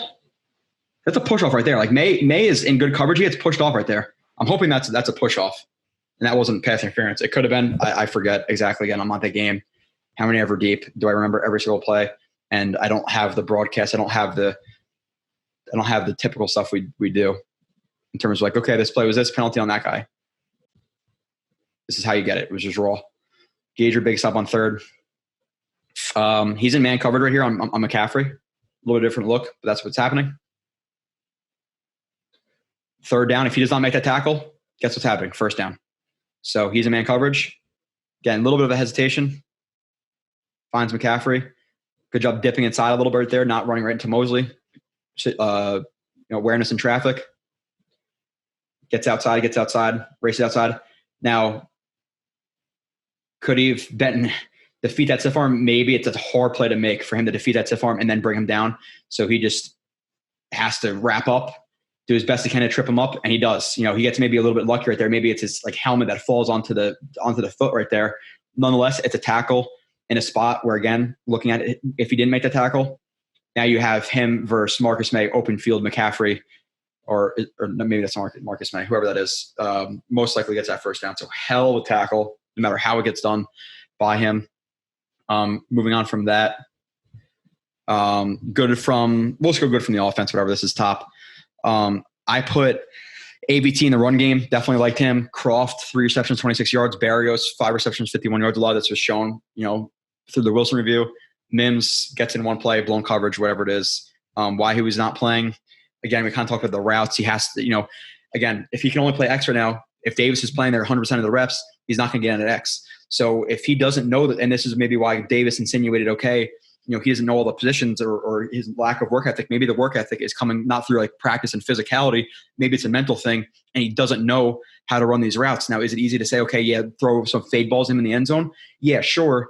Maybe they could do that, but for them to completely bend their game plan around Mims, who doesn't know the routes and how to play, what they label it as Z, F is the slot, Y, whatever. If he doesn't know those positions and other guys do, how can you put a guy in the game who doesn't know the playbook? There are so many different option routes and things like that in this playbook that if he doesn't know it, and now again, they have that Tampa 2 look, and the linebacker retreats into play that that deep middle, and he's expecting more Mims to sit down. He goes to throw it inside. And now Mims, who doesn't know the playbook, broke outside. Now it's a dirted ball, and now it's an incompletion. So that little stuff matters. So I think that's what Davis is insinuating. The coaching staff does not have a vendetta against Mims. I think it's a work ethic thing, not knowing the playbook or just not being able to pick up the playbook. That happens. That's what I legitimately think it is. We'll talk about it in the live stream, I'm sure. That's my opinion on it. And I'll bring that up. Good from the defense. I got a couple plays of JFM, 1 sack, 2 QB hits, tackle for loss. I got 4 plays, 938. Okay, let's see. He played pretty solidly. It wasn't an elite game, I don't think, but it was good enough, that's for sure. By the way, I'm hoping my Amazon delivery gets here. Oh, I didn't cut this well. What did I do? Okay. I've been in that light for behind, so you guys don't just see me with the terrible lighting like my wife made fun of me about. Your lighting sucks. Yeah, I know. It does suck. But JFM right here on the edge, we're watching him. He's in a penetrate upfield initially. Again, absurd play. No. Play he needs to make. Play he should make. Yes. Did he still have to make the play? 100%. Steps inside. What does he see?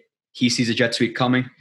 If anything, he wants to make him cut inside because where the more the pressure going to come from, more the pursuit's going to come from the inside. So he wants to get, if anything, outside, play him outside in. I'm talking fast, I know.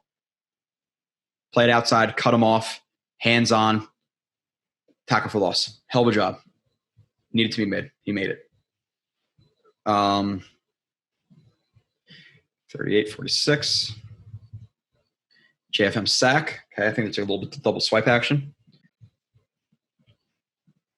I guess I'm showing some coverage too. I don't know. I can tell you from a coverage aspect in terms of Hall on the top, first that isolated Y. Hands on, good job. Eccles. Robbie Anderson's throwing up his hands, but square, hands on. He gets over the top. Pretty good coverage again. Again, choppy. I'm sorry for that. Just some of these plays, I could not help it. Fadokasi too. Fadokasi did a good job pass rushing this game. Just if you just tell him to bull rush back to the quarterback every play, he's going to collapse that pocket. So good job by him. You have Fadokasi. Sorry, that was Fadokasi. You have JFM with a little bit more of a soft to get off, a little bit of a crossover. 1, 2, 1. Just squaring them up, reading the hands, anticipates the hands, double swipe, rip. That's all it is. He's reading right now. He's not just trying to dive into him. He's trying to read the block. Sees the outside open, double swipe, get there, rip, bring Donald down. Big hit. Good job. We talk about the injuries and stuff, but like it's crazy. Like the fact that they lost, Blair's not playing. He's been banged up. Vinny Curry, now it's Joyner, obviously Lawson's out. Yeah, Jared Davis. Like I'm talking about some of the injuries I'm sure in the live stream, but like they've been decimated. So he's going to step up at the end. But like I was saying before, me and Kyle had that whole argument about who would be best to wear. And I think JFM being on the outside and then having Rankins and Q inside was the best move, with maybe Curry or Huff on the outside. But again, whatever. JFM Ward pressure. Okay. Watch Ward. Ward's here, 51. JFM's here. 9 tech, 7, wide 5, loose 5, whatever I want to call them.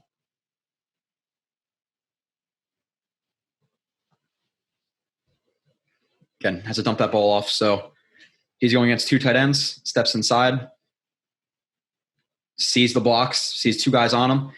He could spike through that, but he decides to and sees that he's going to go outside. Double swipe, just feeling that tight end coming in a little bit on him. Doesn't want to get two sets of hands on him. Decides to take on 1 instead of 2. Double swipe, bend, get outside, get the hit. Tim Ward, again, because they're selling play action, he pulls a Fant a little bit. Again, Fant deserves some criticisms. He pulls a Fant, too far outside, too horizontal. Again, cut him off. Again, inside to out, high to low type deal. Ward sees that, him coming outside, drops that shoulder, rips through. Good job by Ward recognizing that and spiking inside. Get the pressure. Rally, make the tackle.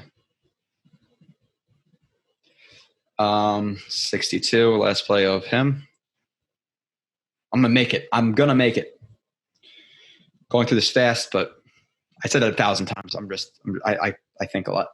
I think I'm still giving you plenty of a good review. JFM Carter run stuff. I just don't want to give you all the stupid bullshit. Like, there's not always stupid bullshit. But like in other shows, we'll do like 4-3 over. This is for this, that, bear, whatever. JFM Carter run stuff. So JFM is right here. Carter's right here. Oh, this is hell of a play by both guys, by the way. I almost like this more for Carter than JFM, but nonetheless, mid zone. Again, the benefit of like these guys pushing upfield with some zones is it really cuts off some reads or forces guy outside or forces him inside, whatever it may be. So JFM is on the edge, dives inside. Again, he knows he has a guy outside, so this is his responsibility, the C gap. So he pushes upfield hard into it. And now because he splashes this guy, lands into the chest of him. Now what does that do? Forces McCaffrey to jump cut outside because of JFM. Now, if he didn't do that, let's say he didn't do that, he gets outside. Maybe he bangs this run, bends this run back. Maybe 65 gets hands on Hamza, and then he cuts inside of that. But because he bent his run outside or had to bounce it outside with this whole movement, now this allows these guys to get where they are. Hamza, I want to see him make his tackle, to be honest. Again, inside pursuit, play outside to in here, inside pursuit. Hamza misses the tackle. Not ideal. Don't want him to miss a tackle. So this is another bad play by him. Got to make that in the open field. He gives up not extra yardage, but if he wasn't here, if he gets blocked, now what is this play? You see what I'm saying? So you got to look at the process, not the results. The process of this is bad by him. Too flat, get wide. Because again, Carter's blocked. This could be a touchdown that he just let up because of that. You see what I'm saying? Or at least a bigger gain. Carter, looking at him, hell of a job widening, getting hands on, widening, find the play. You're going to see him control the wrist, fight outside, race to get outside, use that sideline as your friend, get him out of bounds. Hell of a job by JFM, hell of a job by Carter. Not a good play for Hamza. That is it for him. For JFM, I got 2 plays of Huff. I thought he played relatively well. 2 QB hits, 50-51. That's easy enough. Run stuff, he's right here. Again, pretty good job. Comes off with the ball, sees the tight end come out to block him, takes on the block, tight elbows, hands inside, eyes still inside on the running back, see what's happening, but splash that blocker. Gets comboed, holds his ground. You see him turn his shoulder a little bit to not take on the full brunt of that block. Plant on the right foot, the instep, if you can see it. Sorry, again, I usually point out the cursor and stuff, but you can see the right instep.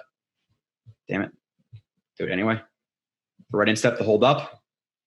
And because he splashed that blocker, he doesn't have control of him. Now he's planting. He's going to kind of get a little shallow of that, rip him down, find the running back, and get it on the tackle or get the tackle. 51, May beat Huff win. May had some good reps, some struggled. Like, I think for what he is and what he's hyped up to be, I put him in the bad category for this game, to be completely honest, even though some of the other plays I showed. But some of these mental lapses you just can't have from a veteran safety. You know, again, cover two, clear as day.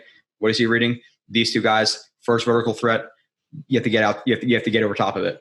So reading this, maybe Guidry could get a little bit better of a reroute here, sure.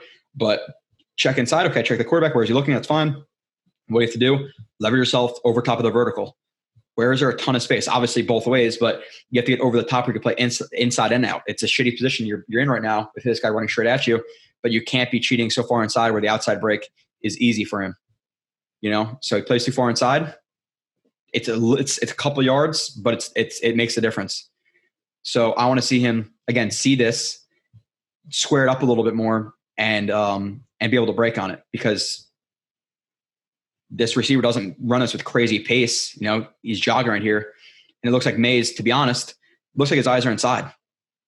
I don't see his eyes on him right here, because you could tell he reacts to the ball as it's thrown. So one, leverage. Two, why are your eyes so far or inside for so long and not over top of what's happening? Because if he sees this, him jogging right here, he's anticipating a break. So now he pinches down on a little bit, even if it's over the top. And now he's in better position in terms of vertical relationship to play inside or out.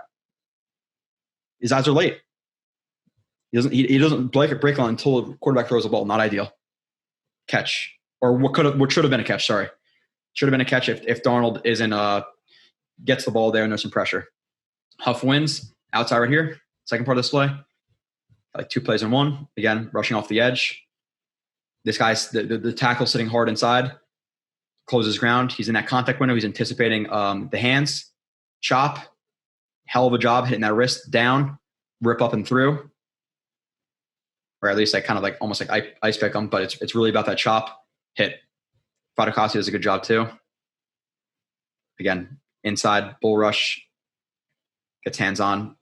Q almost wins too. So like there's some pressure. Again, I will be fair to the defensive line. It is hard when there's 3-step drops and angle routes and option routes to CMC all day. Did I expect more? Yes, undoubtedly. For what they're supposed to be. I put Delshon Phillips in the good from the defense. 12 tackles. He didn't look as out of place as the last preseason game I reviewed. I saw his name come up a lot in this game.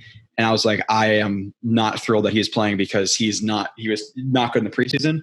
For him to step up like he did, got to give him kudos. You know, relative to expectations, he played well. He's right here as the Mike. Sam, Mike, Will. And they're just in this 4-3 over. Okay. The thing with this is, again, I want to see him stay more over the top of this. These guys have outside contain. You could see at the run, just diagnosing it. Where is he most likely going to hit? Outside in, inside out. The B gap is what they're hitting. But you have to come over the top of this and stack this and put it and just have awareness, not awareness, but a feel for it, kind of like. And again, it happens all in a split second, but these are NFL linebackers. With this as tight as it is right here, CMC is most likely cutting this outside. Like, is he going to cut inside right here? No. So do you want to be inside on this? No, in my opinion. Get over the top. If he does cut inside, Q is there, or at least going to bump him, trip him up, whatever. But the outside's more open. I want to see him get outside a little bit more here and be a little more patient. Stay over top of this block. Then he has to dive for it, misses the tackle, ends up being a relatively big run. So I want to see him stay more over the top of that. That was on him. Mosley, I said I have 3 plays of him. I thought he graded out poorly. I don't have PFF, but obviously people put it up on Twitter all the time. I said he looked decent. He got beat by Christian McCaffrey at times, but he still looks solid, like good athleticism. Nani brought this up. He blitzed 8 times. I brought up in my review of him. That's his number one weakness. He is not a good blitzer. He's just not. He's like doesn't have like that physical power, aggressiveness for it. He's great everywhere else, and as a blitzer, not it. Mosley beat on an option route. Okay, so he's in man coverage on McCaffrey. It's the same type of situation. I think he stays relatively square, but he plays a little bit too far outside, or he races outside. Yeah, his hips are open too far to the outside. He gets beat on an option route. Leads to a relatively big gain. So, again, man coverage, McCaffrey, you got to just play him fair. You can't anticipate him playing to the outside. If McCaffrey, with an option route, what's happening? He's closing down, momentum outside. Hips, outside. Hips don't lie. It's going to be hard for him to get out to the inside right here. McCaffrey reads that, patient, like short tries him, gets inside. So I want to see him be a little more patient here and be a little more square and ready to play inside out. Or both inside and out, I should say. Hard spot to be in. He just got beat by McCaffrey. It is what it is. It's, number 1 back in the league, at least top 3. Number 1 fantasy back in the league. So let's not go crazy. Mosley run stuff. Okay. 50. He's right here. The Sam again. They run weak. Mosley. Keys. Sees the runs going opposite. Dips his shoulder. Keeps clean of the lineman who's trying to clean up on him or just cut him off. Or sorry, the tight end. So good job dipping that shoulder. Taking a good angle. Finds the ball. Like, good job. He stuffs the run. If he doesn't, there could have been a bigger run. If McCaffrey was able to break that arm tackle, which looked like he was, maybe Phillips is there too, but still, good play. 48. Okay. 3rd down. Okay. Mosley and Q on this one. Okay. So, risky look for Old Book's defense. This is man coverage. He's in man coverage on the tight end right here. Risky look, but is what it is. You're trying to show Darnold something. Maybe he cuts inside. He picks it off. Like you have some exotic looks like this. This is exotic. So Darnold, if that was his reading, that I'm not going to go through him right now. He should have thrown some more anticipation, to be honest. But there's still some anticipation. It's not terrible, but Mosley, you see some athleticism, getting to this good angle. And then in terms of playing the eyes, playing the ball, like looking to play the arms. The ball is overthrown, but hell of a job by him. Now in terms of the coverage elsewhere too, Eccles, bottom, square. Square, punch, on. Cool. That's the most important part of the coverage right here. Hall, top, very top. Square, shuffle, open, run with them, hands on. Carter, off coverage. And good job by the Jets too, knowing this, like when they were tight, like playing Carter in off coverage. Again, you don't want guys on the same level. Guys on the same level, switch releases, scissors, whatever it may be, guys collide. You want to have your guy who's the better athlete play off coverage. That was Carter for most of the game. Hell of a job in the slot doing that. Square, square, square, run at the proper time. Play the ball. Now going to Q, watching him right here for iTech. Again, this is just seeing the blocking, that they're all sliding. He notices, obviously, he's not going to get picked up by the guard. So what's he going to do? He's going to spike inside or kind of get skinny into that A-gap, I should say. A little bit of a club arm over. Dip that shoulder. Don't give him that main contact point of the chest. Run your feet and throw the rip. Rip, again, contact, which the center looks to get it. Rip that up. Rip to the sky.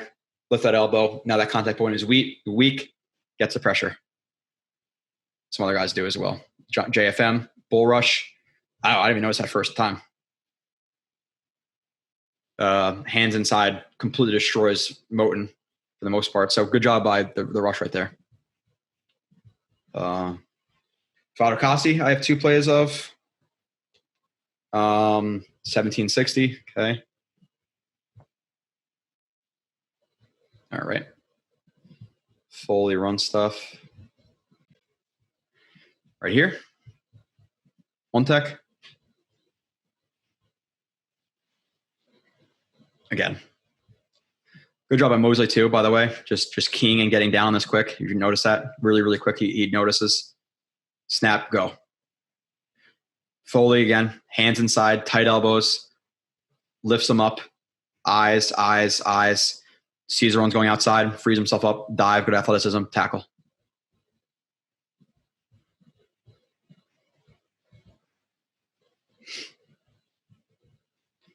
Fadokasi run stuff. Another one. Right here, 3 tech. Just pure power. That's really, again, blocker works his way to him. Good leverage. Hands inside again. Stands him up. Peeks. What's happening in the backfield? What's happening in the backfield? Okay, he's coming inside. Peek inside. Now what does he see? Peeking back outside. And he just, his power and his power and like his torque, his core right here, again, to get outside, in, out, tackle. Good job. Good job by Hall filling right there. Next. I have a miscellaneous good play from the defense. Run stuff. Penetration from Ham. Okay. Oh, okay. I know what I'm saying from Ham. Okay. So they just run like this like tight zone. Ham fills right here, fills an open gap, the open B gap.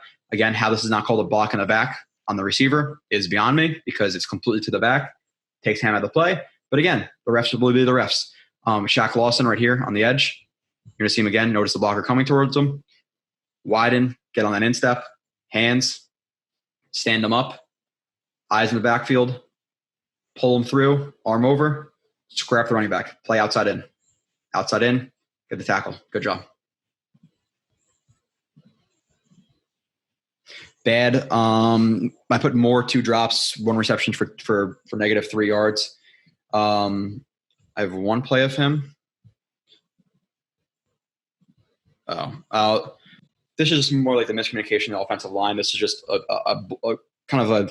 So what happens here is Barrios goes to crack this guy, and because they're running a sweep, Becton and ABT go to get outside, but because he penetrates so hard, they kind of both run into the same guy. It's not a miscommunication. It's not a terrible play by either guy. It's just what happens sometimes when a guy spikes inside really hard like that.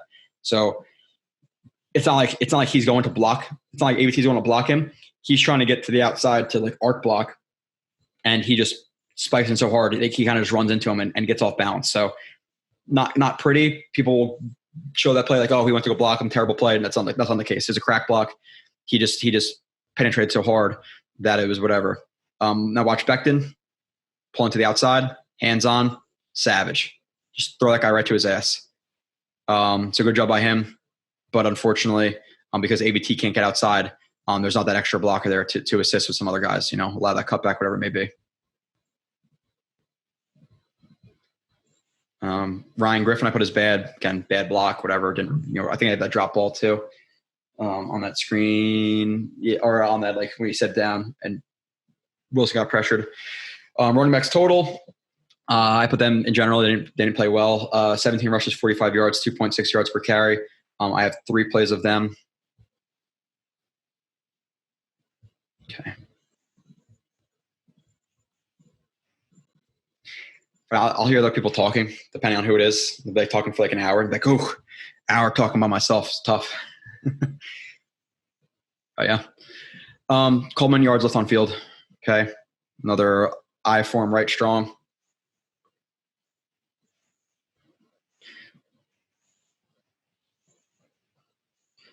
And they just go with like a split zone. Again, not from the traditional spot where he actually splits, but with the 12, 21 personnel, he's going to take like that, like punch step and get back inside. Now the thing with me is here, I'm cool with Carter's reads. He reads this outside, inside out, take the outside. The thing I want to see is, again, racing to the outside. At this point, like in terms of his athleticism, and like this just comes from his height at times and his overstriding. Like here he has to get outside. But now shorten your stride. You have room. Look how long it takes for him to cut inside. He runs right into that blocker. If he could shorten his stride right here and drop his weight a little bit in this run, he hits his hole, and this could be gone. This is a big gap. And because of sometimes his vision, big steps. I know those guys are racing from the inside, but still, you got to be patient, and you can't just run full speed all the time. Get inside. It's there. Or maybe not a house call. Sorry, more yards. I didn't see that safety. I didn't see chin, but still, I'm not the biggest fan of him, but it is what it is. 13-39. Third and short, Carter. Oh, this is a good play by Carter, by the way. Not bad. And by the way,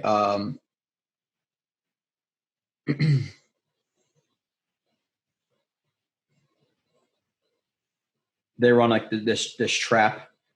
Hell of a job by AVT. Well, one, he's already off balance, but AVT pulls, knocks him on his ass, and now Carter's reading that. And again, a little bit crowded right here. This was the design gap right here on this trap. But now he doesn't really think he can get through that again while he's reading that. It's a little bit tight. Can't tell if you're gonna get through traffic. Cuts it to the backside, and this is third and like 1 or 2. So now he cuts it to the backside, and now he just puts his head down. Could have been tackled for a stuff. He wouldn't have converted. I love this is where you talk about like this, the center of mass being low, his gravity being low, so he has that power, underrated power for sure. Now he has Derek Brown literally on his back at the, let's just call it the 3-yard line again, just doing the 1 through 5 again. Drive his feet, guy literally on his back, and another guy on him. Drive his feet, gets an extra 2.5, 3 yards.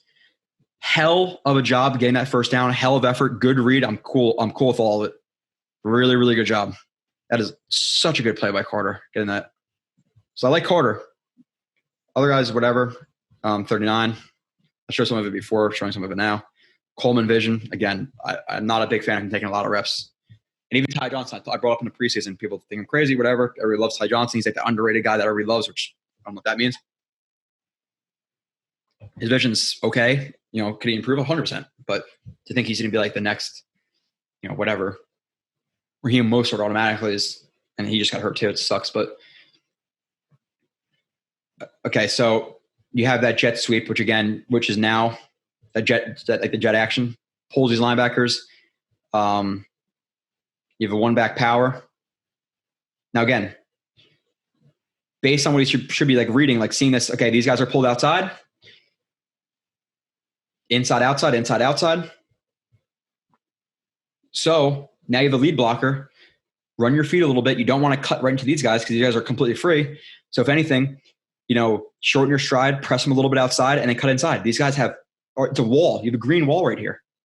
So not an easy play to make. And could he have been brought down because this is an outside-in relationship? 100%. But is this a better chance, running your feet and then whether it be jump cutting, whatever, or we're just being a little bit more patient, exploding a little bit more tight to these guys? Is that a better opportunity than him just ducking his head into 2 guys? 100%. So the vision here is not great.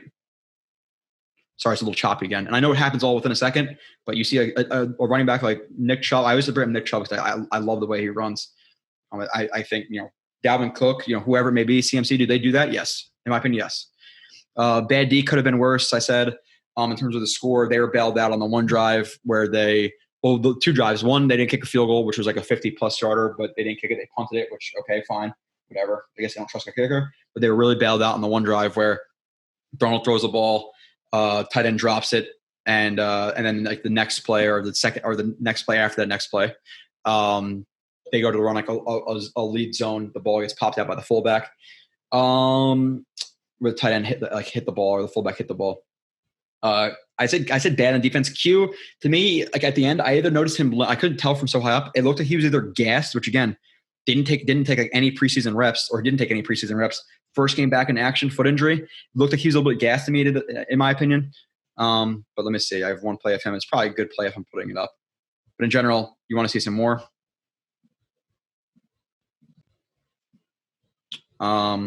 He's right here.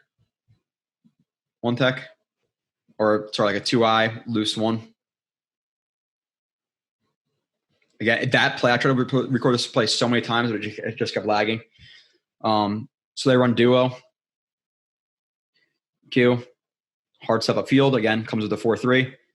Sees a blocker, hands on, pops him up. Just strengthen the lower body. Strengthen the lower body, peek in the backfield. Pull himself through. Stay square. Once CMC commits away from him, dive for it. Good job. Again, really, really chopping that one. It's just how it came. I put Rankins in here. Again, I want to see a little bit more. He had a nice spin move on one guy, but still I want to see more. May, I put like not bad, but not great for a guy who wants to get a huge contract. I'm just not the biggest. I don't know. It is. I'm not huge into him. But this is a good play. So I thought that it was gonna be bad, but he's in man coverage right here. 3rd and long, they're capping. So they're showing man coverage right here. He's going to blitz and a cap blitz. Again, just the skies. They're capping him. When you see this as a quarterback, it should alert you that he might be blitzing. There's a good chance he's blitzing. They cap him. May, again, good job playing off. Seeing he's going to throw the ball. Again, getting to the outside. Making sure he's not getting too shallow. Doesn't get picked. Go over the top. Close ground relatively fast. Thumps him. Good stop on 3rd down. One more play. I think this is not a good one. 45. Okay. 45 may beat. This is just, again, this is a little bit nitpicky. It is, obviously, as a DB, you have that pass to run responsibility. And here he's in man coverage on the tight end. He falls a little bit for the play action. You could see that tight end does a good job, a little punch step outside, and then immediately on a drag. So it's a little bit hard for him because he sees that and he starts to go outside and react to it. It's not it's not an easy play to make. I'll be honest. It's definitely nitpicky. You're going to get beat sometimes, and here he just gets beat. Now for me too, Hamza, noticing him pull the ball and kind of note if you're aware of your surroundings. Noticing this guy crossing your face, should he wall him off, step forward, just pop him? In my opinion, a good linebacker, a more experienced linebacker, sees him crossing, and again, 5 yards, you allow that contact, pick it up, let May get there. So moving on.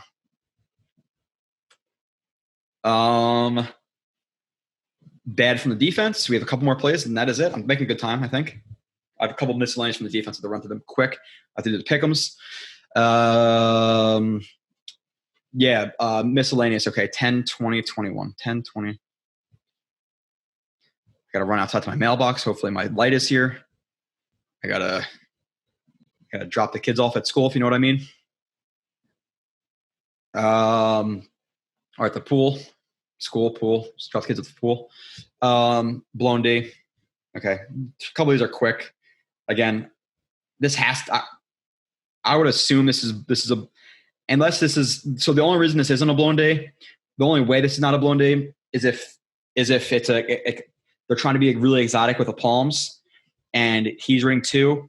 He's trying to bite this, and he gets over the top. But with his relationship to get over the top is, I just can't see that because if there's a hawk, it's wide open for a touchdown. So something goes wrong here. Wide open first or for a big catch, or not a big catch, but good hit by Eccles. But odd play. Don't love it. Could have been blown. Could have been designed. Again, you have some designs that are sketchy like that at times. 10, 20. Okay. Tight end drop TD pass. Okay. One's a seam route. They look to be running cover 3, where because he has the flat responsibility in this 3 sky, he races out to anything in the flat. He takes anything vertical. He's vertical, gets a little bit too far outside. But again, if this is doubles, in terms of double verticals, going to be a hard spot for him. But he gets to commit at a certain point because May's racing outside of him. Darnold sees the leverage, throws the ball. Should have been a completion. Could have been a little bit better accuracy from Darnold, just put it right on him. But Eccles, you want to see him get a little bit more tight. Or Guidry? No, Eccles. I think it's Eccles, yeah. You want to see him just play that a little bit better, just stay a little bit more of the top, play a little bit more conservatively, and not race the outside and give him the inside like that. So, moving on. 21, 35, 36, 37. Okay. Trap. This is in terms of talk about the offensive line or their offensive line versus their defensive line. The Jets have to adjust, and Salah said they have to adjust in terms of them against trap runs. Trap runs are specifically meant for aggressive defenses. That guy pushes up the field. You have a guy released to the second level. So if the design is like, let's just say, it's the A gap, they're gonna let him push up.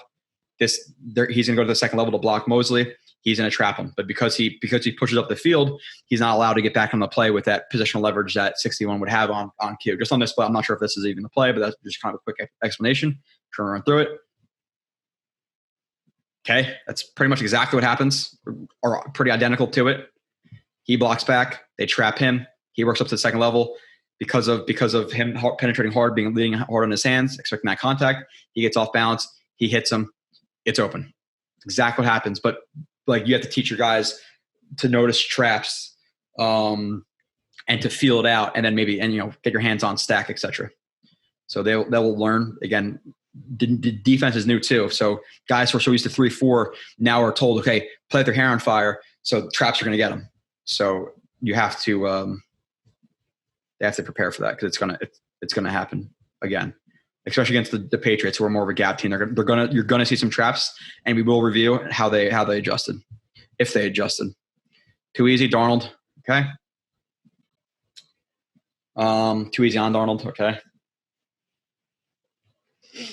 Again, like a lot of man coverage and stuff. I get it. They did run a good amount of man. I just don't like the alignment. I don't know if this is coach. I don't know what it is. Is that red one? I forget. Colbert. I forget what safety it is. But again, they just run slants to the bottom, slant flat, slants, and like a seam, whatever that is. And Darnold's reading this, sees off coverage, easy throw, too easy. Can't have that on him. JFM would have gotten there. Good job. Good stunt right here by those two guys. But again, because of you're blitzing, you're stunting, you're playing off coverage. Never loved the combination. Hold on. All right. Continuing. Thought I had to drop the kids off at the pool a little bit later, but they want to leave early. Too easy, Darnold. Sorry if you don't know what that means. I'm sorry. If you get grossed out easily and you don't know what it means, then God bless you. Just happens. Just God, that week in Carolina killed me. Cleansing myself now. Somebody asked me to smoke a cigar last night. I'm like, can't do it.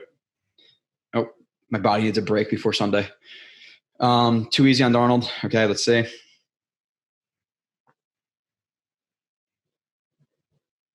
Again, so you have off coverage, and I know this is later in the game.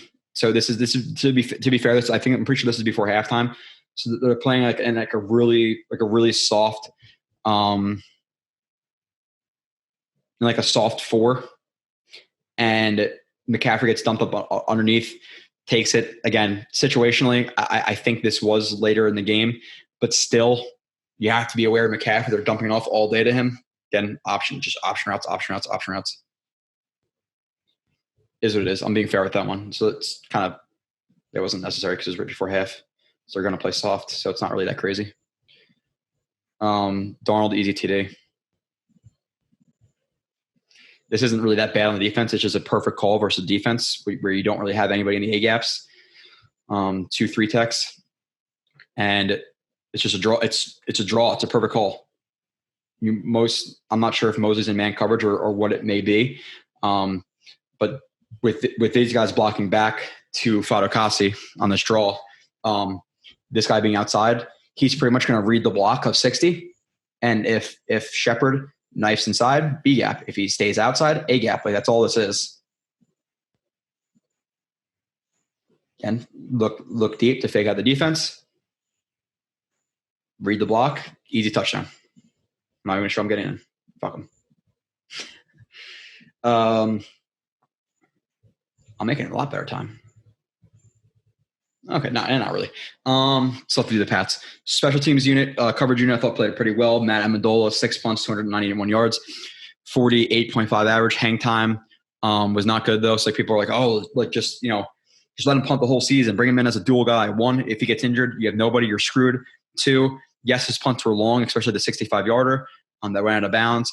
But a lot of his stuff was line drives, and people just look up kicking and they see, okay, this is the yards he can punt. You don't realize that the arc on the ball is just as important, or almost as important as the distance. So he shouldn't be a punter, but he did hell of a job when he came in for it. So you got to give him a lot of props. Almost put him as a third star of the game. Like he legitimately probably should be if we weren't kind of devaluing that position. Coaching, I just mentioned that LaFleur, lack of any pre-snap motion and play calling. The third and fourth down calls, I didn't love them. There was too many that were like outbreaking routes, harder throws on Wilson without giving him like easy reads over the middle. Didn't love that.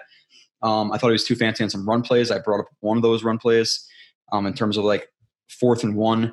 I don't love the call in terms of your tight end in this situation being responsible for cutting off a defensive lineman, the 5 tech right here on an inside run.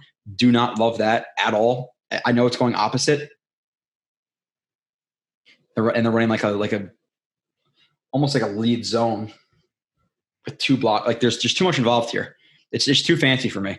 So like I get it. If there's like a lead zone and he's blocking down because he knows one of these guys is going to kick him out, sure. But like now you have these guys blocking down, this guy having to cut him off. You have punch steps. It's just too long developing. You have him crossing the kick out. You have him leading. Like there's just too much involved right here. That's just what it is to me. Too much involved. You have, again, Griffin, who is expected to cut off a guy who's spiking inside on a 4th and 1, who's going to be aggressive. Don't love that.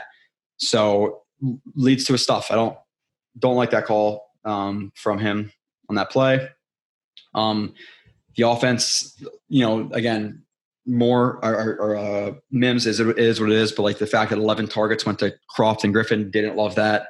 I get you can be in a tough spot with Crowder, being out with what's his name, Keelan Cole being out, but not a huge fan of that.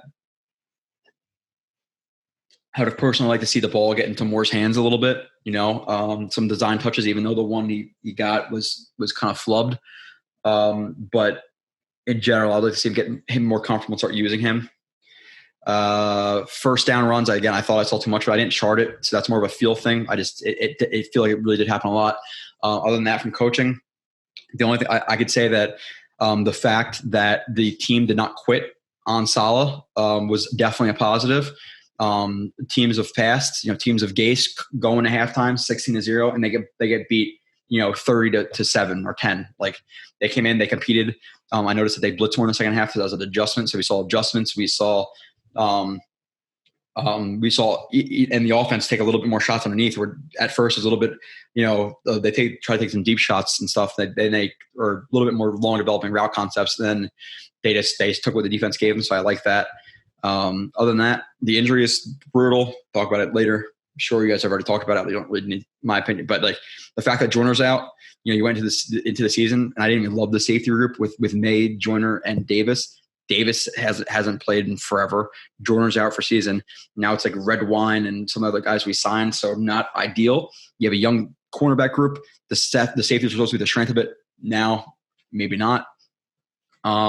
He's out for season. Becton's out 4 to 6 weeks.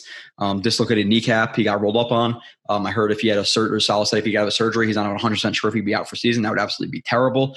Cashman had a hammy. He's out for a couple of weeks. Cashman literally gets on the field for one play in the regular season. Like preseason, he'll play. Regular season, he cannot. He's the most fragile player I've ever seen in my life. So you cannot rely on him at all. That's why I said you're looking at the linebacker group. We're doing like the predictions and stuff.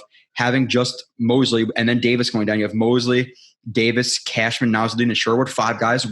You basically have 4 because Cashman's going to be out. Now Sherwood's down. Cashman's out. So now you just had a guy in the practice squad. Delshon Phillips see a ton of reps. Like the safeties are banged up. The linebackers are banged up. You only have one guy you could like really trust there. Obviously Hamza hopefully develops. There's only one guy you can trust. Lawson's out. Curry is out. Like they got brutalized by injuries. First part of the offseason, like they were pretty healthy. Somebody must have said something, and then they got hit hard. Cole's day-to-day. Apparently he's coming back. Crowder is off the COVID list. He's coming back. Again, Sherwood sprained ankle. He should miss a couple of weeks, a week or two. Man's out for a couple of weeks. Other news, the Jets signed B.J. Goodson, 28 years old, 5 seasons. 90 plus tackles for the Brown last year. He had some good coverage numbers. Apparently, he played Mike backer for the last couple of years.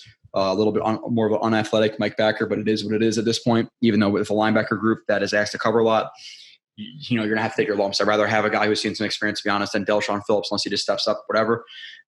People will be like, oh, well, why wasn't he signed? I'm not sure. There's some guys out there who weren't signed for a while. Is it because of the money? Is it because of the situation? Did you want to be a starter to get a next contract? I don't know. But he put up some pretty good coverage numbers, and apparently he's a pretty good tackler. They brought in Thomas Morstead, the veteran punter.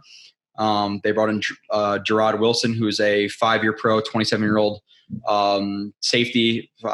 Browns last year.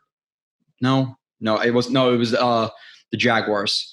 I'm not necessarily sure about his numbers, but again, you're talking about the Red Wines and all these guys out there bringing in a body who's seen about 1,800 reps in the last 2 years. Is that right? No, that can't be right. He's seen a lot of reps in the last 2 years. It's maybe not that high. Or snaps. Hold on. What is his name? Now I'm delaying myself, see, for a stupid reason, but now I got to look it up. Gerardo. I put 1.8 thousand reps down the last 2 years, but I don't know if that sounds like a lot. Am I crazy? Yeah. 1,000 defensive reps in 2019 and about 750, 760 in 2020. So yeah, seen about that many reps. It's a lot. So he has plenty of experience. It's fine. Is it good experience? I don't know. We'll see. Going to the Pats game, I'll go off this relatively quickly.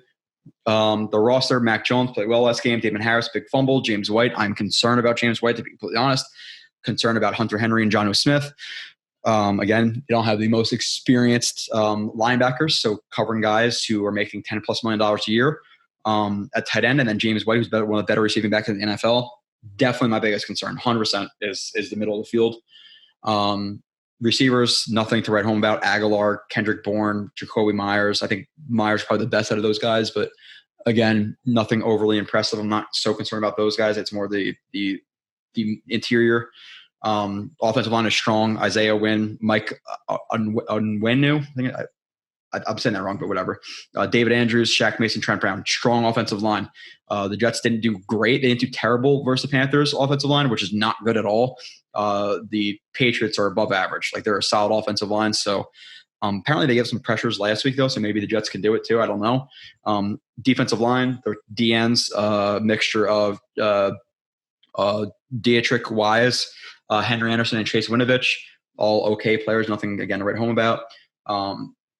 D tackles, Lawrence Guy, Goddux, I think it is, whatever, and Christian Barrymore. It's not nobody's like an elite guy in that group, but they're all pretty solid. So it's a solid defensive front. And then you go to the linebackers, who are all pretty good too, in my opinion. Matt Judon, ton of money. Kyle Van Noy, always played well with the Patriots. Dante Hightower, good linebacker.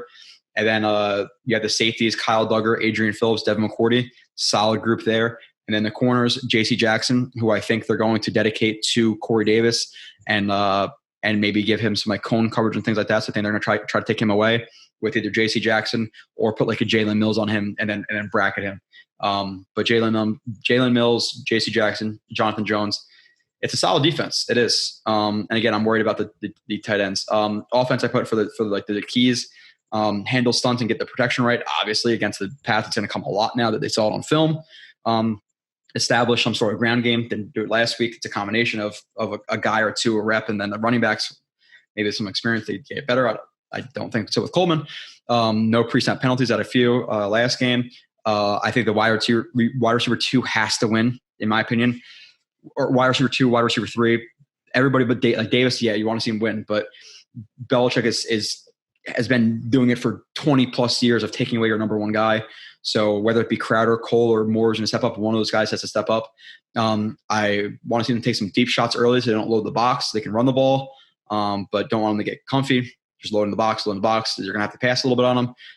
Convert explosive player to, which is kind of the deep shot part of it. On the defense, I want to see more like combo fronts. I want to see them be more aware of traps, and you have to deal with combo fronts. If they get burned on it once or twice, okay, now Fatukasi's two gapping. On the inside, you have a guy with those combo hybrid fronts that Bill Belichick did it a lot. 2 or 3 guys penetrate, 2 or 3 guys, or 2 guys, 2 gap. So we'd like to see some of that. I would like to see, May and Mosley to the tight ends. It sucks like they have to put them there and put maybe like Wilson higher, whatever it may be. But I don't see, I think Hamza could guard a tight end in man coverage. So I want to see some man coverage from May, Mosley, and Hamza on the tight ends. Same thing with the running back, honestly, too. James White, he's, people, Christian McCaffrey, sure. But James White's pretty damn good in his own right. He's not as good as Christian McCaffrey, but he's still upper tier in terms of receiving back in the league. So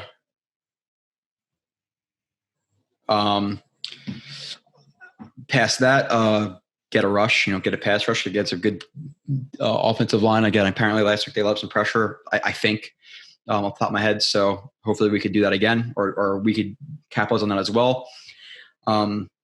I want to see the receivers press, get some blitzes in there. I want to see some press because the Pats are so famous for just dumping underneath, dump. Make blitz Mac and make him throw some 15-yard outs opposite hash. Like make him throw some tougher balls. I just don't want to see them getting shredded underneath by James White, Hunter Henry, and Jonnu Smith because they'll nickel and dime you down the field for a touchdown. They just will. They did that for Brady for 17 years.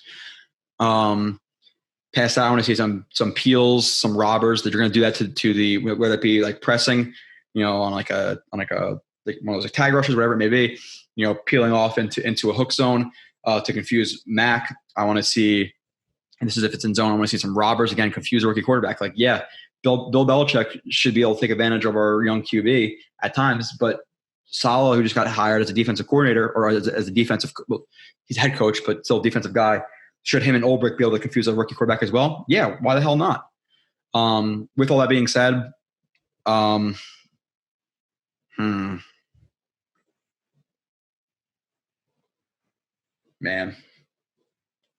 I'm gonna go with like a weird score that just like seems odd, but sometimes it just happen. I'm in a situation where I'm going to the game. If I predict the Pats to win, the Jets win, completely happy. If the Jets lose and the Pats win, I pick them, whatever. I'm going Pats 26, Jets 22. The main concerns, again, Hunter Henry, Jonnu Smith, James White. I don't know how they're going to match up with that consistently on a rep-to-rep basis, even though the defense did step up last week. So I think they can, but it's concerning. And then my main crux is Jets offensive line communication is bad.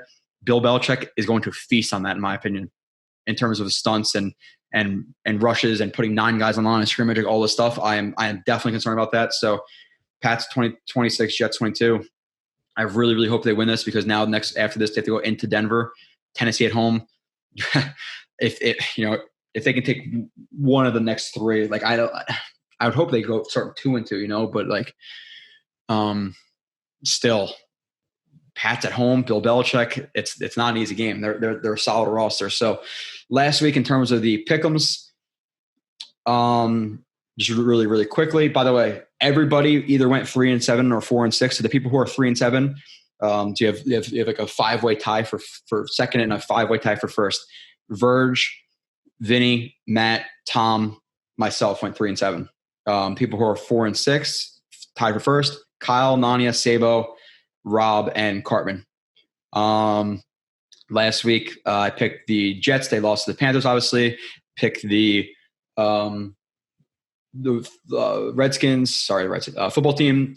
They got beat 20-16 by the Chargers. I picked the Seahawks. They beat the Colts 28-16. I picked the Vikings. They lost to the Bengals by a score of 26-24. I picked the Titans. I just thought the Cardinals were going to have the corners to cover, but apparently not, whatever. Cardinals 28-13 over the Titans. I picked the Falcons. They lost 36-6. I picked the Chiefs. They beat the Browns 33-29. I picked the Packers. They got absolutely blown out.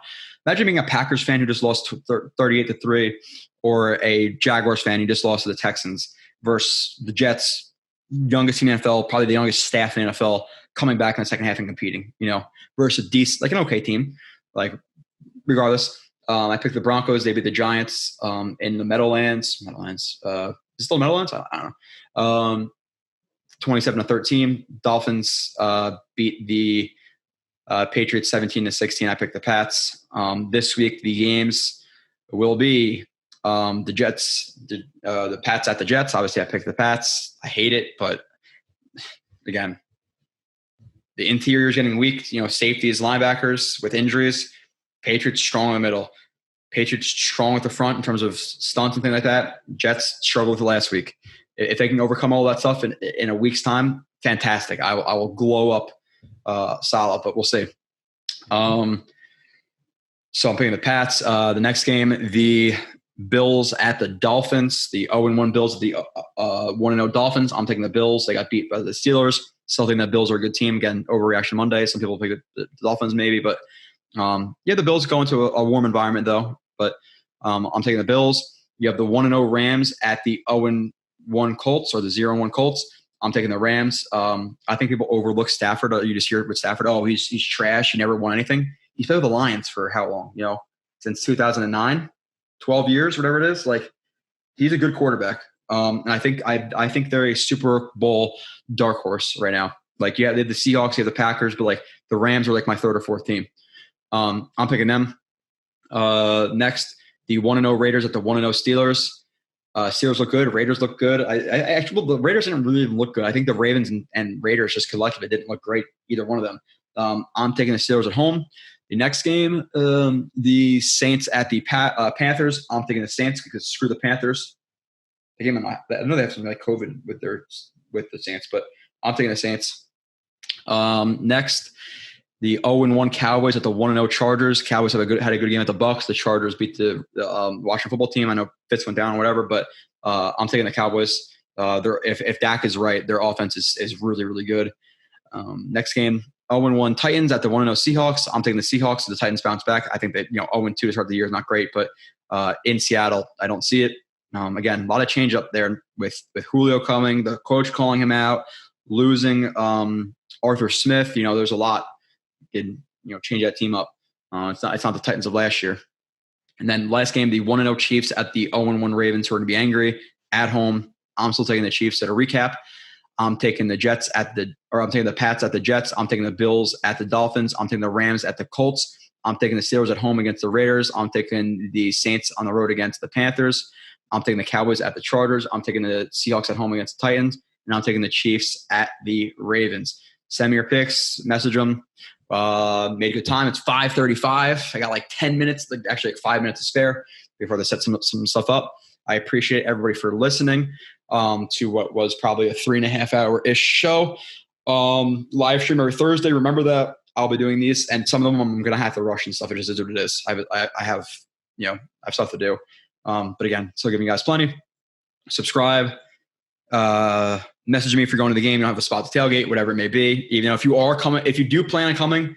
So I've had some people reach out, whatever, like even last week. Some of you guys messaged and then didn't show up, which whatever. Maybe I wasn't in the right spot.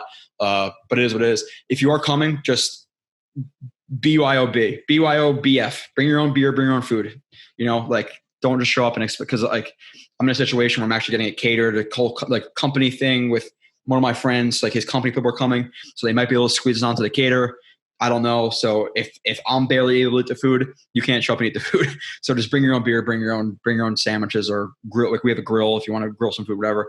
Again, appreciate you, and I'll see you in 24 minutes on a live stream. But you'll be hearing this in the future.